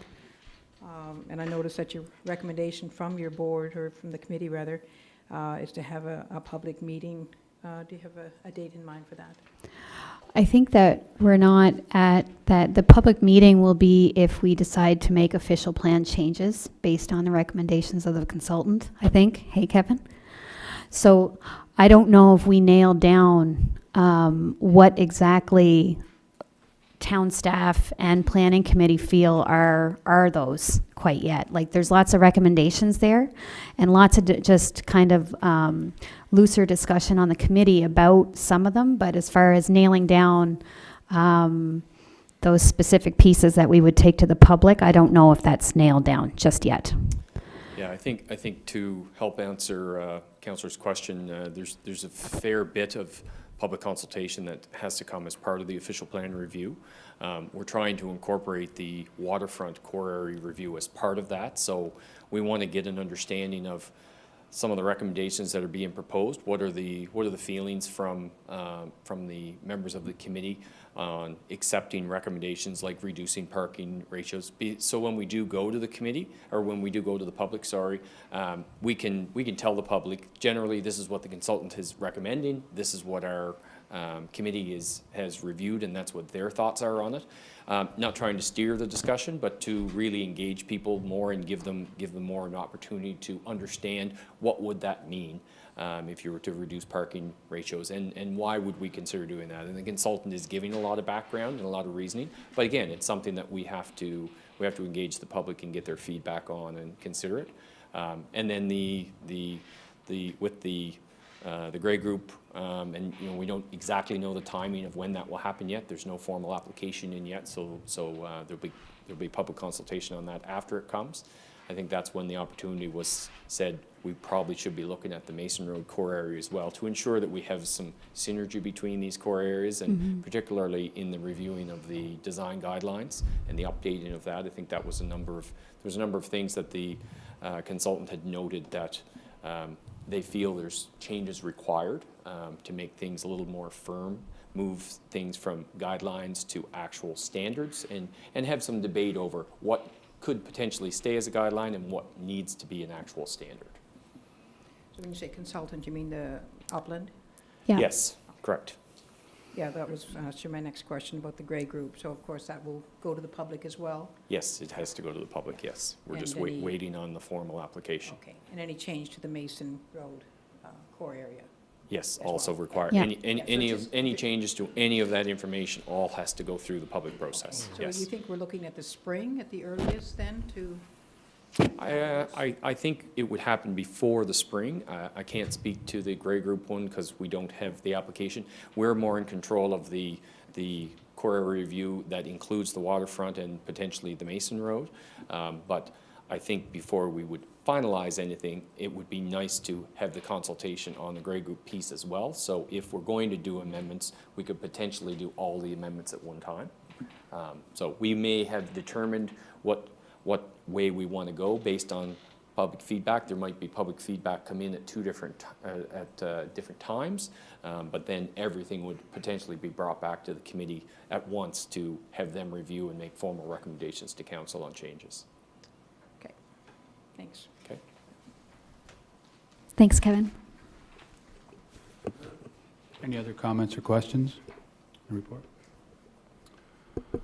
If not, I also want to thank Councillor Burridge, the Planning Committee, and the staff, and the Heritage Committee, and I also think a special mention of Doug Kelly, the Chair of the Heritage Committee, is really warranted as well, because, excuse me, he goes above and beyond with regard to his contribution to our town, with regard to the information he's able to gather and the things that are able to be celebrated about residents and former residents of our town. So that's really, we're really grateful to Doug and for Doug. So yeah, so thank you very much, Councillor Burridge. Great work. Okay, we'll now move to infrastructure. I'll ask Deputy Mayor, Chair of that committee, Deputy Mayor Clow, to give his report. Thank you, Your Worship. The Infrastructure Committee met by Zoom on October 18th, and the minutes are in your package for your viewing. A few of the items that the Infrastructure Department is working on is the wastewater treatment plant decommissioning. The work to remove the bisolid material from the larger cell is ongoing. There were a few hurdles with equipment malfunctions and availability to overcome, which has slowed the progress. Once the biosolid material has been removed, the infilling operation should be completed smoothly and efficiently. And I'm hoping that next month I'll be able to report that this is completed and to move on to the next phase. Inflow and infiltration reduction strategy, eastern trenchless are awaiting the material to be delivered to complete the pipelining work on East River Drive, Clifton Road, and Bayside Drive. And it's anticipated to be done by the end of November. Sewer lift station upgrades, they are waiting confirmation of funding due to a change of scope of the project. Thanks, Kevin. Before the tender can be recommended to council for award. The contractor has agreed to push the work to 2022 construction season. The Kepik Road multi-purpose trail, the trail is now paved and well used. All asphalt repair is complete and shoulder material placed along the edge of the road. Work is nearing completion for the season, and there will be some landscaping excuse me, to finish up in the spring. I was out there a few times and spoke to some people on bikes and runners, and they really, really appreciate this multi-purpose trail. Every time I've been out there, there's a thumbs up from everybody. It's great. It's flat. It's what? It's flat. It's hard to find flat ground in Stratford to take your kids biking instead of going elsewhere and dying and having to have them stop every 10 minutes. But there was a family the other day, I was there, mom and dad and 3 little ones, and they just loved it. They said this is what they've been waiting for and felt really safe, really safe. The sewer lift station upgrades, they're waiting for confirmation of funding due to a change of scope of the project before the tender can be completed for council to be awarded. I read this, it's going to be pushed to 2022. Scada system upgrades, Bellinger Electric Limited continues with the upgrade work and will be fully complete by the end of the year. The dry storage building, Coles Associates have fallen behind on the design schedule. Their proposed schedule submitted originally was to tender the project by October 19th, and now they're proposing to tender on November 16th. And we have been pushing them to shorten the delay as much as possible to ensure the construction starts in December. Some of the infrastructure staff, they've been busy with the fall maintenance of the fields, grooming the trails, removing speed humps, shutting down the splash pads and sports field, irrigation systems, community gardens, seasonal buildings for the season, bylaw complaints, inspections and servicing of sewer lift stations, flushing of sanitary sewer mains, water system maintenance, water and sewer inspections, and water turnoffs for the season properties. And during the month of October, there were no major issues with the water distribution or wastewater collection system. There was a leak detected in the water main on Dale Drive, and a contractor has been engaged to complete the repairs. So that's my report, Your Worship, and if there's any questions on the minutes or the report, myself or Jeremy will certainly be able to answer them. Any comments or questions? I do. Oh, sorry, go ahead, Yeah. sorry. So I'm just curious, Deputy Mayor Clow, did the committee come up with a recommendation for a rate to charge for the new stations for the electric vehicles? Not as yet. They're still working on that, Jeremy. Yeah. They've been checking around the province to see what the going rate is and the government, and Maybe Jeannie would like to. I should have said Jeannie. That's okay, you had the right answer. We have not yet determined the rate, but we are getting more information in to see what is the going rate. It's difficult to determine what we need to recoup for our cost, because we don't know how many hours the chargers will be used. So we are looking into that. We think we're getting closer. The stations are in a demo mode right now, so they have, I think it's 10 charges of 10 minutes each, that can be used, but beyond that, we need to get them programmed with the rates in them and get them set up for public to use. Okay. Okay, you answered my second part of my question, so we should be able to know how much it's going to cost us to run them. Yeah, as part of essentially, your- we're looking to recoup the Okay. cost to run them, Sure. yes. Yeah. Now, All right. in regards to electric vehicles, do we know approximately how many we have here in Stratford? Or is it something we should add on to the next survey that we have next year? It would be interesting to see if there's an uptick in that kind of stuff. Very good question, and it would be interesting to see. I don't know that it's something that's been included in our resident survey, but I would venture to say that number is increasing every day. Because we had a dealership here in town. Yes. and Yeah. Apparently, they're selling them. Yeah, I see them around. Yeah, for sure. Yeah, I think that's a good point. I don't think we want to lose that, so for the next, if we decide to do the resident survey again next year, we should make sure that's included. Or we'll have a discussion about whether or not to include it anyway. Good suggestion. I have a question, Councillor Clow.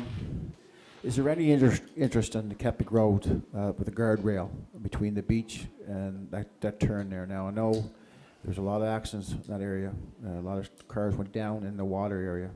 I spoke to a couple of residents today, and they're asking that question there because of cars. It's pretty dangerous there. Is the government down the road looking at a guardrail for that area for safety? Well, I've had some concerns mentioned to me also, Councillor Yeah. Plant, and I'll let Jeannie answer that. I know that there is an area on Kepik Road where they did put, and you might have noticed it, posts with rope going through it. Yeah. So whether they're planning on doing the same thing, I'm not sure. I'm not aware of any guardrail going in where there wasn't one before our project went through. That's right. They will be reinstating what they took out. And actually, there is one culvert crossing that they are looking at adding where there wasn't guardrail before. But in that area of the marshland, Yeah. I'm not aware of that requiring it Yeah. based on the provincial standards, but I could certainly bring that forward to see if it's something that can be looked at. Yeah, just talking to some resident concerns there, and it's a concern. It'll happen. Sure. Yeah. So maybe we could let the record show that we'll ask staff to Yeah. follow up on Yeah. Councillor Glant's question, There is some, concern. there is some areas along there. It's quite a good little drop, Yeah. you know. So Yeah. I'm sure the province will be looking into it. Well, I'm just going back on, on 20 years ago. I had a head-on collision there, and Did you? I went in the water, and I'll say everything was good, but went down that embankment, right? So I'm just saying that Yep. it's No, it's a good it's, point. oh yeah, there's no rail in there, but what Jeannie said they didn't have one there from 20 years ago. Why put one in now, right? But anyways, I'm just thinking, We'll look into it for sure. yeah. Okay, any other questions or comments for Jeannie or Deputy Mayor Clow? That's my report. If not, thank you, Jeannie. Thank you, Deputy Mayor. Okay, we'll now move on to Committee of the Whole. Anything from Committee of the Whole? Oh, there's a resolution, and that is under the Municipal Government Act. And I will ask, what portfolio does that fall under, Robert? Is this, I know it's accountability and engagement. Maybe I'll ask my vice chair to read that, to move that resolution.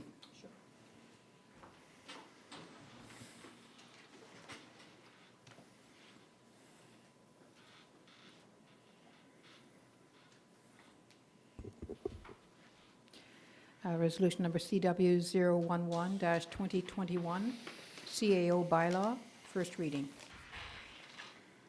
Whereas the Municipal Government Act stipulates the roles of council as the governing body and the Chief Administrative Officer, CAO, as the head of the municipal corporation with responsibility for staffing, and whereas it is desirable to establish a CAO bylaw to clearly articulate the duties, powers, and expectations of the CAO and the process for the annual evaluation of the CAO to ensure that the municipal corporation is achieving the goals set by council. Be it resolved that the CAO bylaw, bylaw number 53, is hereby read and approved a first time. This resolution bears the recommendation of the Committee of the Whole as discussed at a meeting held on November 4th, 2021. So moved. Do I have a seconder for that motion? I'll second. I don't know, I think you got there first, I think Councilor McDougall seconded. Okay. Any discussion, anything?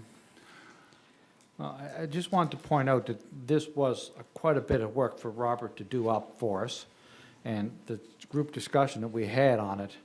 But I think this council and councils in the future will be thankful that this has been done. Yeah. It's going to make the job a lot easier for the CAO and the council. Yeah. So, yeah, thank you for doing that, Robert. Any other discussion or comments? Okay, we'll go ahead with the vote. All those in favor? Aye. Those against? Motion carried. Okay, thank you. Okay, we'll now move to sustainability. I'll ask the chair of the Sustainability Committee, Councillor Darren McDougall, to give his report. Thank you, Your Worship. Recall at our last meeting, I promised to deliver 2 summaries of 2 meetings, and I'm going to have to break that promise. We didn't meet last week as expected, so I'll have to disappoint everybody with just the one.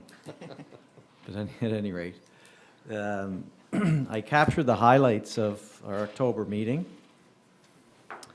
And, of course, the Gray Group is front and center for us now and will be for years to come. We were all privy to their presentation, as was the public, back in, that would be in September. We had a discussion in the October meeting, but it's an exciting time for sure with what they have going on here in our community.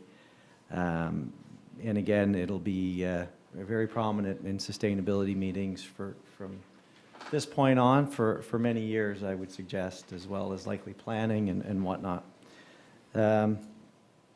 What we highlighted in regard to that meeting is that we, the town, we're transitioning from a bedroom community to a full-service community.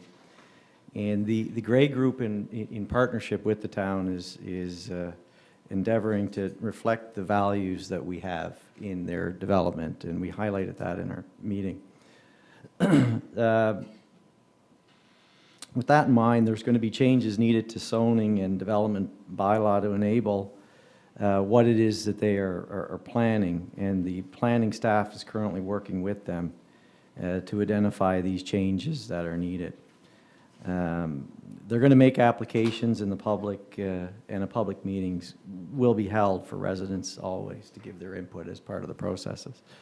So we, the Sustainability Committee is touching on that. Of course, we're all aware that those are the processes that are in place. Our CAO noted at our meeting that in 2006, the visioning, the town had a visioning session for the core area plan, and it was done by Urban Strategies. In 2008, we developed a detailed core area plan, which was done by Acoustics, which is now Phantom Studio, who we're currently engaged with for other projects. And all of the zoning rules were included. This is the same consultant that the Gray Group chose to help with their development plan. And essentially, the Gray Group are honoring the spirit of, as are the Phantom Studio, the spirit of the previous visioning sessions that we had in 2006 and 2008, and that was brought forward at our meeting. Again, these are some of the highlights. The Killam property bought the Southport motel property, and they are looking to develop a high-density fashion similar to the Gray Group as well. So again, more discussion for us at sustainability in the town in general. But I think that's also an exciting piece. We are focusing on the Gray Group. They do have the ability to develop the majority of the commercial space, but there are other developers that are going to be interested in developing in Stratford, and we'll maintain good, healthy relationships with them as well. We're soon going to be assembling the survey questions for our annual survey. So the committee touched on that. The Waterfront Plan. Part of the mandate of the consultant was to meet with all of the landowners. The consultants met with the Charlottetown Area Development Corps, the Killam, with its original owner in the Southport Motel area there, Jacob Hyamstra. And they met with reps from the Esso, the Murphys, because the Bunbury Mall is also in the core area. And they're not asking for substantive changes, but they did recommend in the plan that we clean up the guidelines in the bylaw because they're discretionary and not mandatory. So these are just some of the things that are happening in sustainability that relate to that development.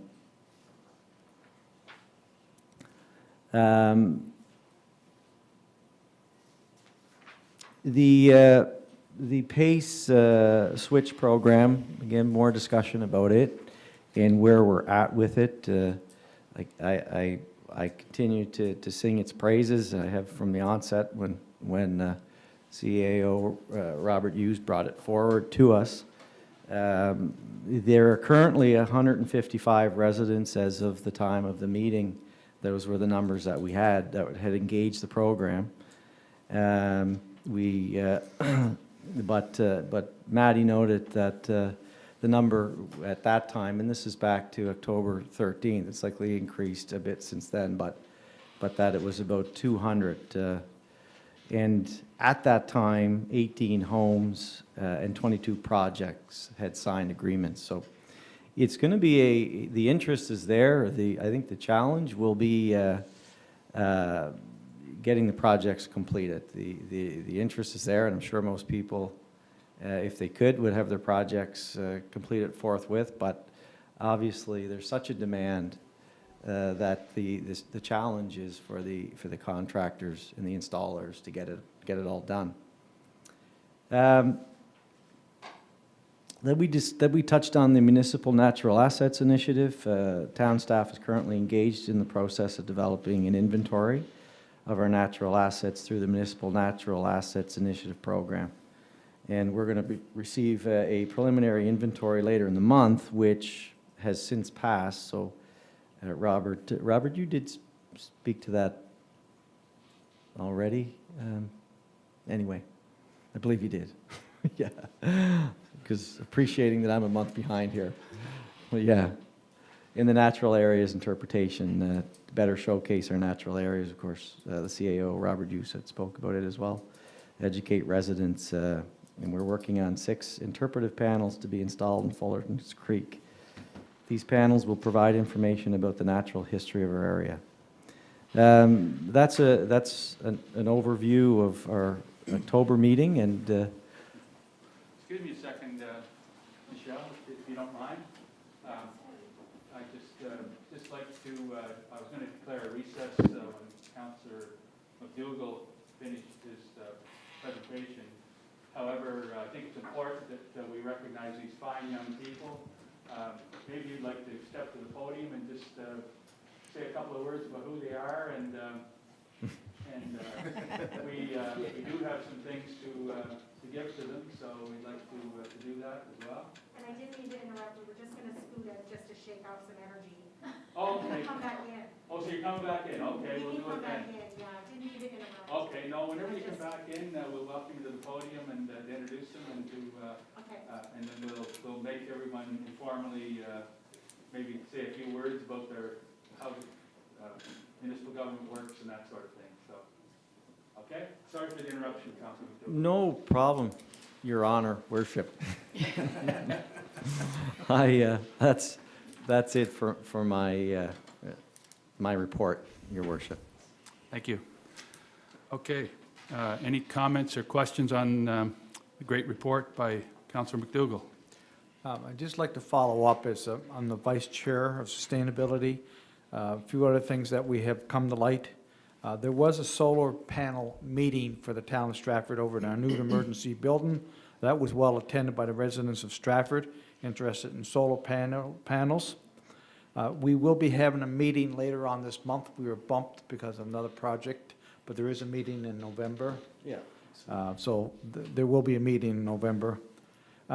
We attended the FCM in Summerside on Saturday past. Maddie Crowell gave us a presentation on the PACE program to the people of PEI. It went over very well. The one thing they are looking at next year, businesses might be able to apply to the PACE program. But it is going very well.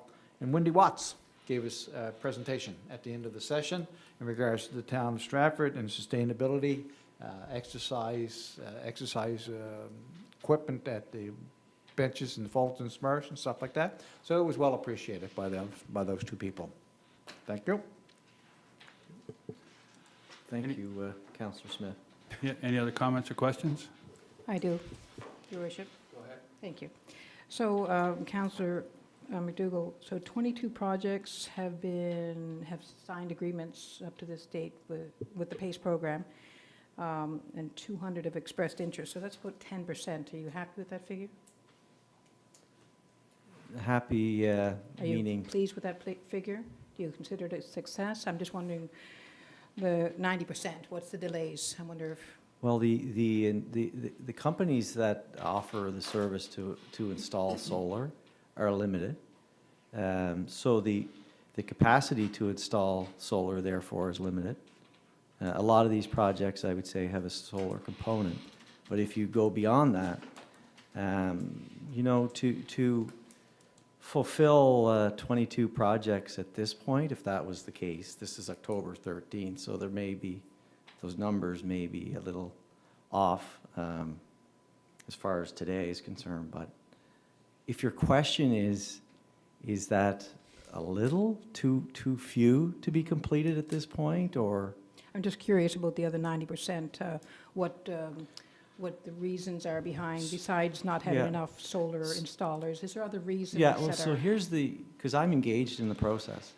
So you reach out to them, they have an excessive volume of calls.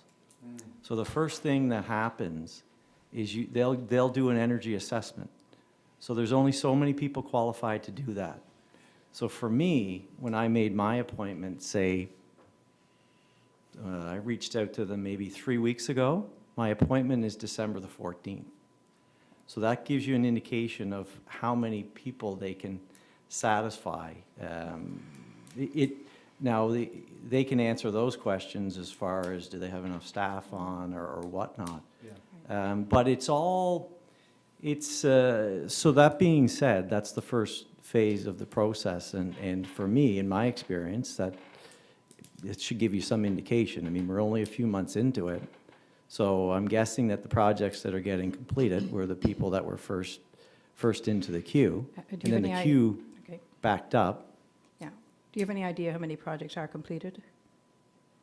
Well, I'm going off of these numbers that you're looking at here. Okay, So says the signed agreements. projects I'm just curious completed? if we have a number on the completed assignments, completed projects. Yeah, and quite frankly, I can't answer that, but.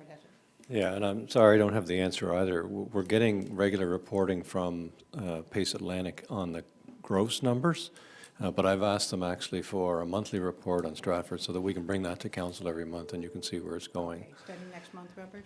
Yes, we should have one Stratford-specific report next month. And just to follow up a little on your question as well, as Councillor McDougall indicated, those are some of the factors, but there's always going to be a fairly large number who contact and find out about the program and then decide not to do it or decide to do it on their own. Or, sure. So I wouldn't expect that number to go to 90% or anything like that. But there is quite a backlog of trying to get somebody to do the home energy assessment, which is the first step. And then there's a bunch of more steps as well. So I would assume COVID would be playing into this as well. Like, Yeah, I don't think COVID's real, well, it might be affected in terms of the contractors being able to get material and people to work for them, because they're flat out too, and so it's I think one of the, excuse me, one of the big delays is, I know you have to get quotes from, they provide 3 or 4 contractor names who they recognize as being able to provide the services that are identified in the home energy assessment. And then you have to get quotes from those private companies. And they're so busy that often those quotes either they don't give them at all, or it takes a long time to get them. Okay. And from that point on, then you provide those back to the Pace Atlantic.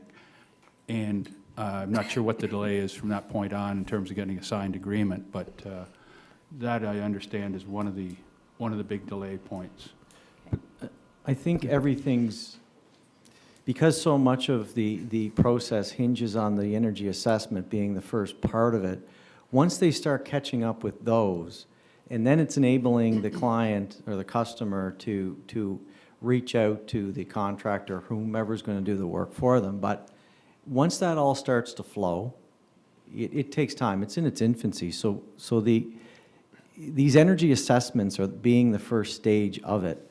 If they continue to roll them out, which they are doing, then you're going to see the volume of work is going to increase significantly once that all starts happening. But because it's in its infancy, and that's part of the process, and that's just starting essentially, and they're, Sure. yeah, if you can So, appreciate that. Yeah. I understand that we put $500,000 from the FCM money into our budget this year. How much of that have we spent? I think we're about half. Okay. And then when that's depleted, then we go back to FCM for more? We have the money from FCM. We can draw on it whenever we want, but we may have to do a supplementary budget for you to. It's an in and out for us. We showed it as an expense as well as a revenue. So if we have to do that, if we have enough demand by the end of April or end of March, we may have to but we would up both the revenue and the expense. I expect what will happen, we thought it would take 2.5, 3 years to use all the FCM money, but the rate we're going, we'll probably use it all in less than 2 years. Okay. And how much is our portion of that money? Our allocation from FCM, 1.8 million sticks in my mind, but I'd have to go and check it, Councillor Glenn. I'm not positive, Councillor. All right, thank you. Thanks. Thank you, Your Worship. Thank you. Thank you. The one thing I'd like to point out, this is numbers under this program. If you drive around the town of Stratford and look at the heat pumps and solar panels, there's a lot of people who have them installed already through other previous programs. So this is just an additional to the programs that's been ongoing. And Saturday, we had the gentleman from the city of Summerside give us a speech about the solar panels and stuff like that, and it was quite impressive what they're doing in the area of Summerside. So I would suggest that, yes, these numbers under this program might be low, but if you drive around the town of Stratford and really look, you'll see a lot of heat pumps and solar panels going on. So it's good to see that going on. Thank you. Thank you. I just had a question as well. It doesn't have to do with the switch program, but it does have to do with the business survey. I just wondered if there's any results of that that you're able to share, or what I understand that the numbers picked up. There were a lot more responses received in during the extension period. So maybe, Wendy, you could enlighten us. Yeah, we just received the draft report, so Darren hasn't seen it yet as chair. Councillor McDougall, sorry. So yeah, Robert and I have been reviewing it, and we're going to submit our comments back by the end of this week to the consultant of any errors or anything that we catch in proofreading that, and the committee will be looking at it next week. So. And how many responses did we end up getting? Do you know? I think in the end there was around 50. Now that was before it was being cleaned, so we'd have to go. They weren't 50 clean. Okay, there. So he must. I don't think we lost any, or if we did, it was only 1 or 2, and that would be somebody who's opened it, gets counted as one, but hasn't completed the questions to be counted. So yeah, so 50 cleaned is actually pretty good for when you look at the number of businesses that we have in the community, and assume that in most cases only one person from a business is going to complete it. So yeah. Wendy, may I ask a question? I'm just curious, is that home-based business as well, or just commercial? I have not read it myself. That's what my Friday's for. Robert might have that answer. Okay, thanks. Yeah, we did ask that question so that we could divide it out and be able to separate questions with that. Thank you. Yep. And there are a number of new businesses which have recently opened, and I had the pleasure of cutting the ribbon at the opening of the spa, the Soho Spa, and I know that Wendy has at least 3 or 4 others that we're waiting to go out and visit. So it's really good news from a sustainability point of view that we are able to welcome new businesses on a continuous basis to the town. I know in the Sobeys or the Crombie development that's close to the Sobeys there's a number of new businesses that'll be opening in that area as well. So that's good news. Great work.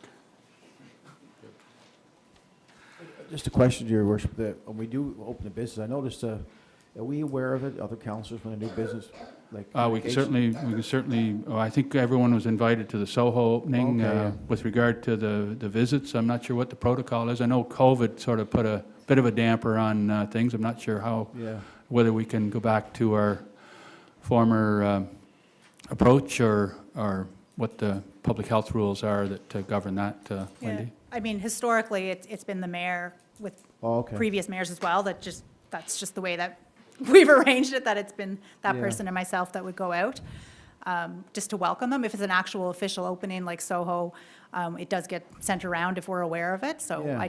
I'm quite certain I sent that around to everybody. I think it was a committee of the whole night maybe as well, or there was something else on that night, but, so we just scooted over quickly to do that. But I do try to let you guys know anything like that I'm aware of Yeah, that's just, happening for sure.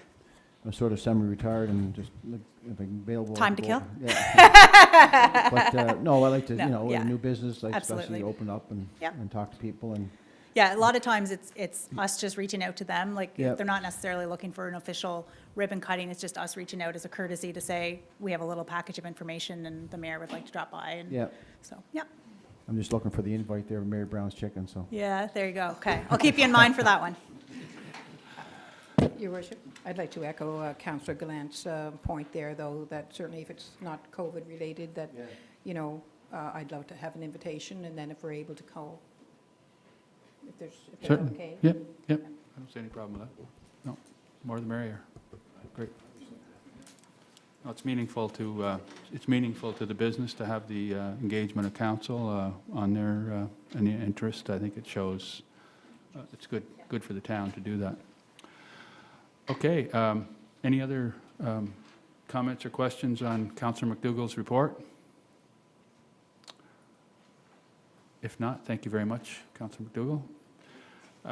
At this time, before we move to my report on the Accountability and Engagement Committee, I'd like to welcome a fine group of young people to our meeting.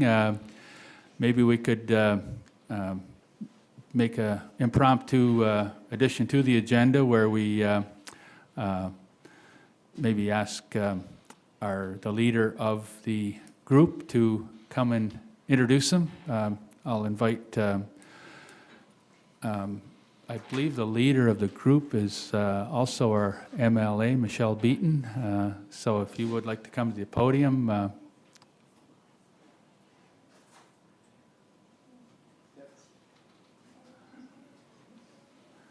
And maybe after that, we can ask everyone just to say a couple of words about what their role is in the municipal government and their portfolio. And if you don't mind, is that okay?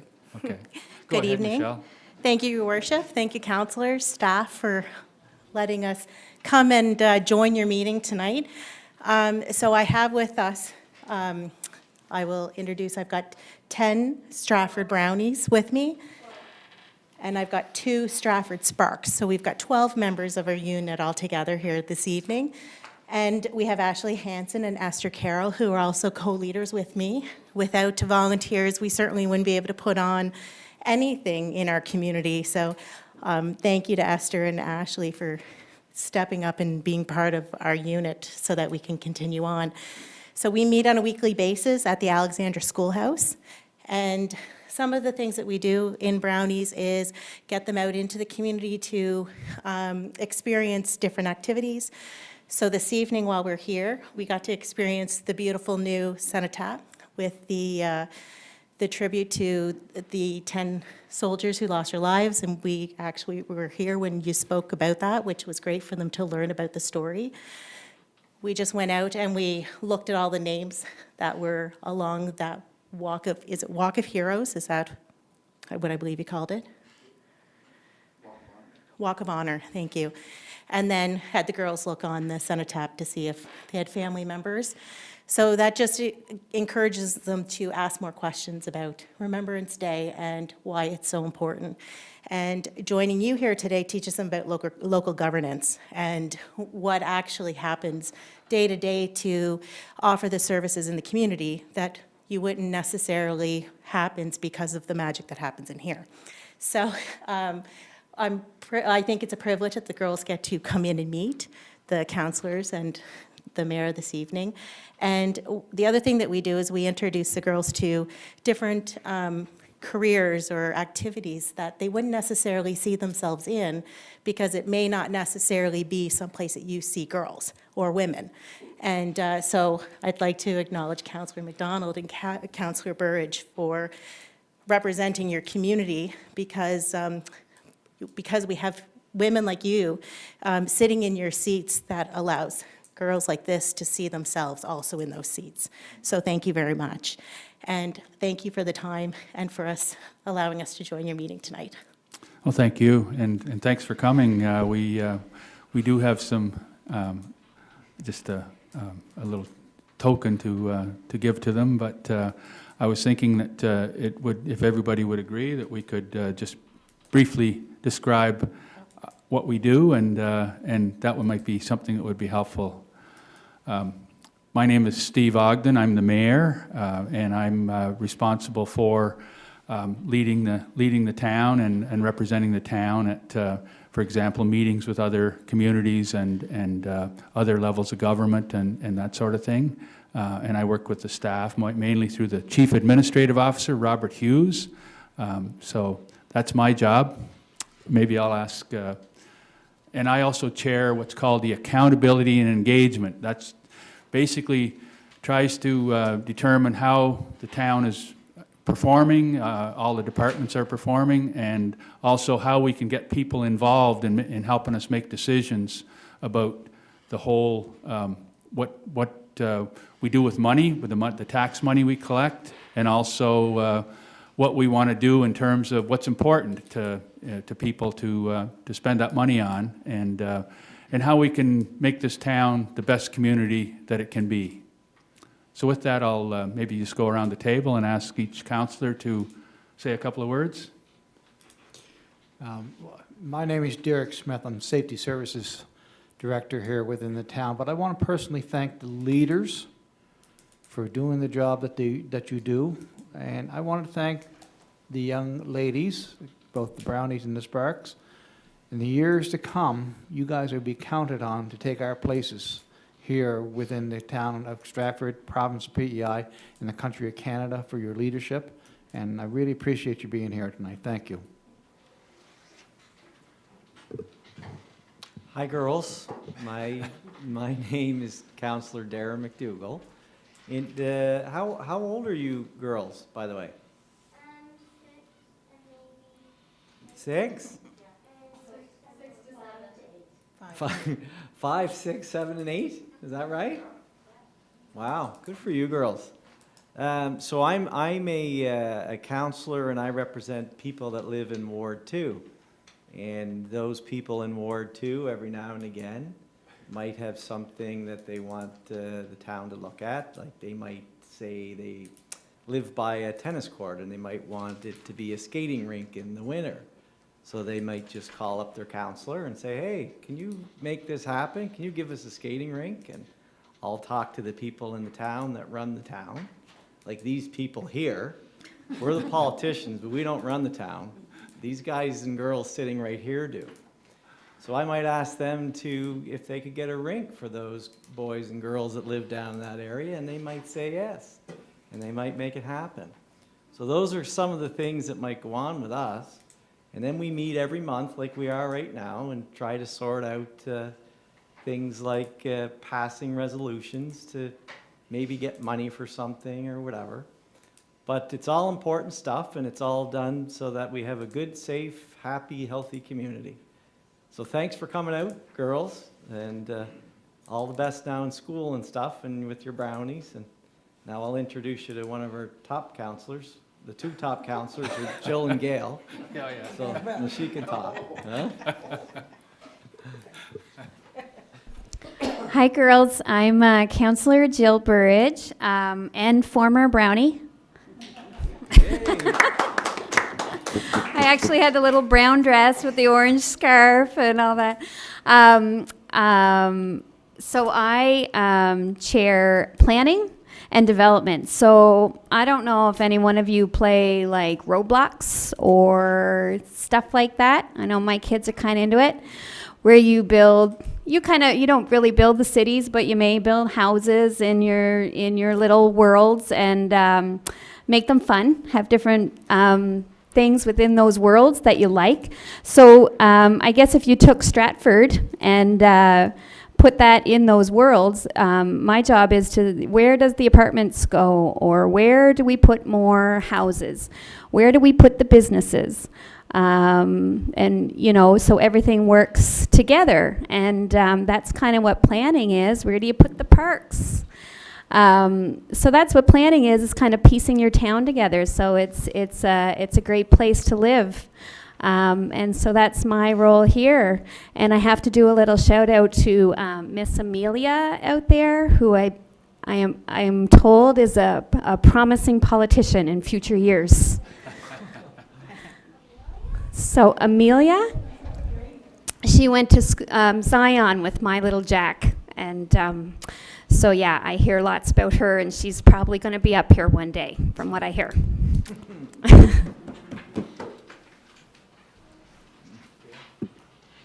Hi, girls. My name is Gary Clona, Deputy Mayor of Stratford. So my job is to assist the mayor if he can't make functions or whatever. So I'm there for him and have discussions about what's going on in the town. I'm also chair of infrastructure, and that is like sewer and water. And so we make sure that we have nice, clean water for you to drink and wash, and so the staff in the town are very busy making sure that happens.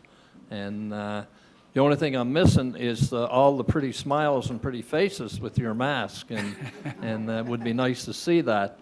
And so I want to thank you for coming here tonight, and really looking forward to you coming back again sometime down the road. So, and perhaps as councillors or perhaps mayor. So enjoy your stay. Hi, girls. My name is Steve Glenn. I'm a councillor in Ward 3. I'm Chair of Recreation, and Chair of Recreation is a very, very neat job.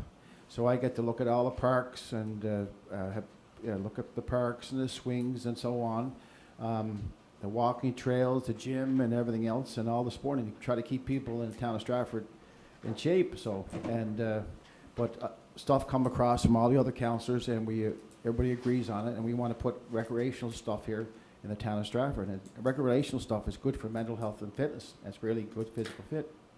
And I don't think I like any brown. I always loved those brownies, those cookies when I was young. I'll tell you, yeah, cookies and milk were my favorite. I tell you, if I was watching a hockey game and Hockey Night in Canada, I had those brownies and a glass of milk beside me. But it was anyways. But I didn't know it was recreation. I'm in charge of events, all events that happen in the town, and then with arts and culture, all the different artifacts in the town of Stratford. So I pretty have a neat job, and I have great people behind me, and these people in front of me are great supporters, and they do the background, they do all the work. And then I have my other chair, Jeremy Pearson out here. He had to leave earlier, but he's a great guy. He cares about town. He gives me a great direction, and moving forward there. So I want to thank you guys for coming tonight. It's great. And is there any cookies back there? I'll buy them. Very good, thank you. Hello, everybody. Thank you once again for coming this evening. Good to see you all. And thank you to the leaders in the room. My name is Gail McDonald. I'm the chair of the Finance and Technology Committee here. So I am in charge of all the money that comes into the town, and although we make decisions as a group here. I'm also co-chair of the Safety Services Committee and co-chair of Human Resources, as well as Accountability Engagement Committee. I also was a brownie way back then, and I have the picture to prove it, although it is in black and white. And I was also a beaver leader when my boys were younger. So I just want you all to know that you can be whatever you set your mind to be when you grow up. So don't let anything stop you from your goals and your dreams. Thank you. Could I just say one more thing for the brownies? Is this that Councillor McDonald's birthday is this week. We're not sure what day it is or how old she is, but perhaps they would like to sing her happy birthday.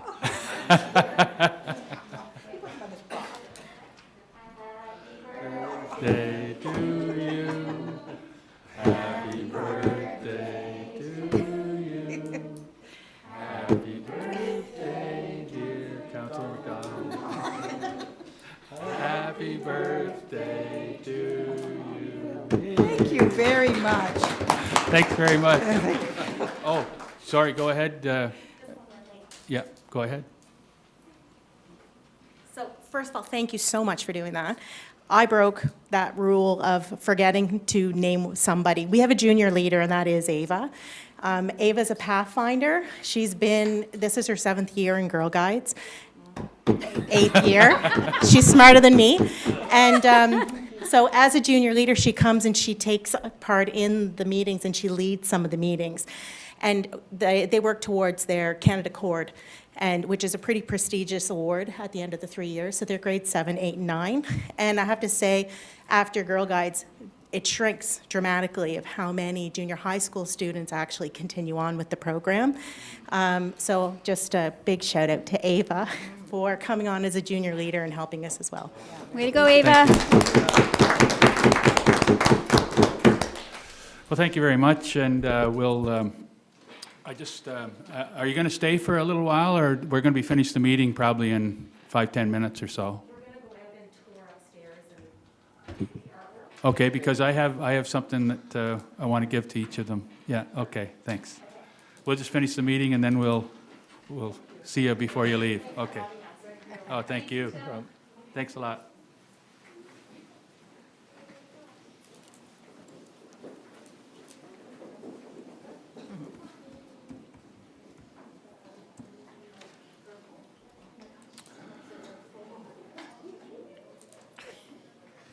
Okay, we'll go back into, the recess is over. We'll go back to regular council meeting. The next item is my committee, Accountability and Engagement, the committee that I chair.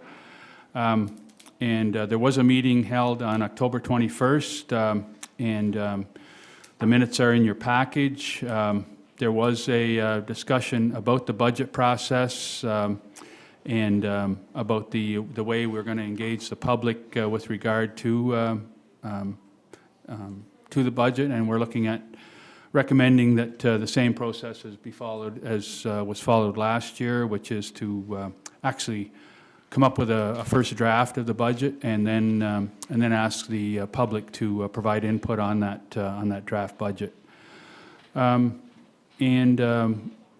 The annual resident survey was presented to the committee, the results of the resident survey, and there were a number of excellent suggestions on how we can improve the survey, which we'll be providing to council for their consideration prior to the decision about the next resident survey.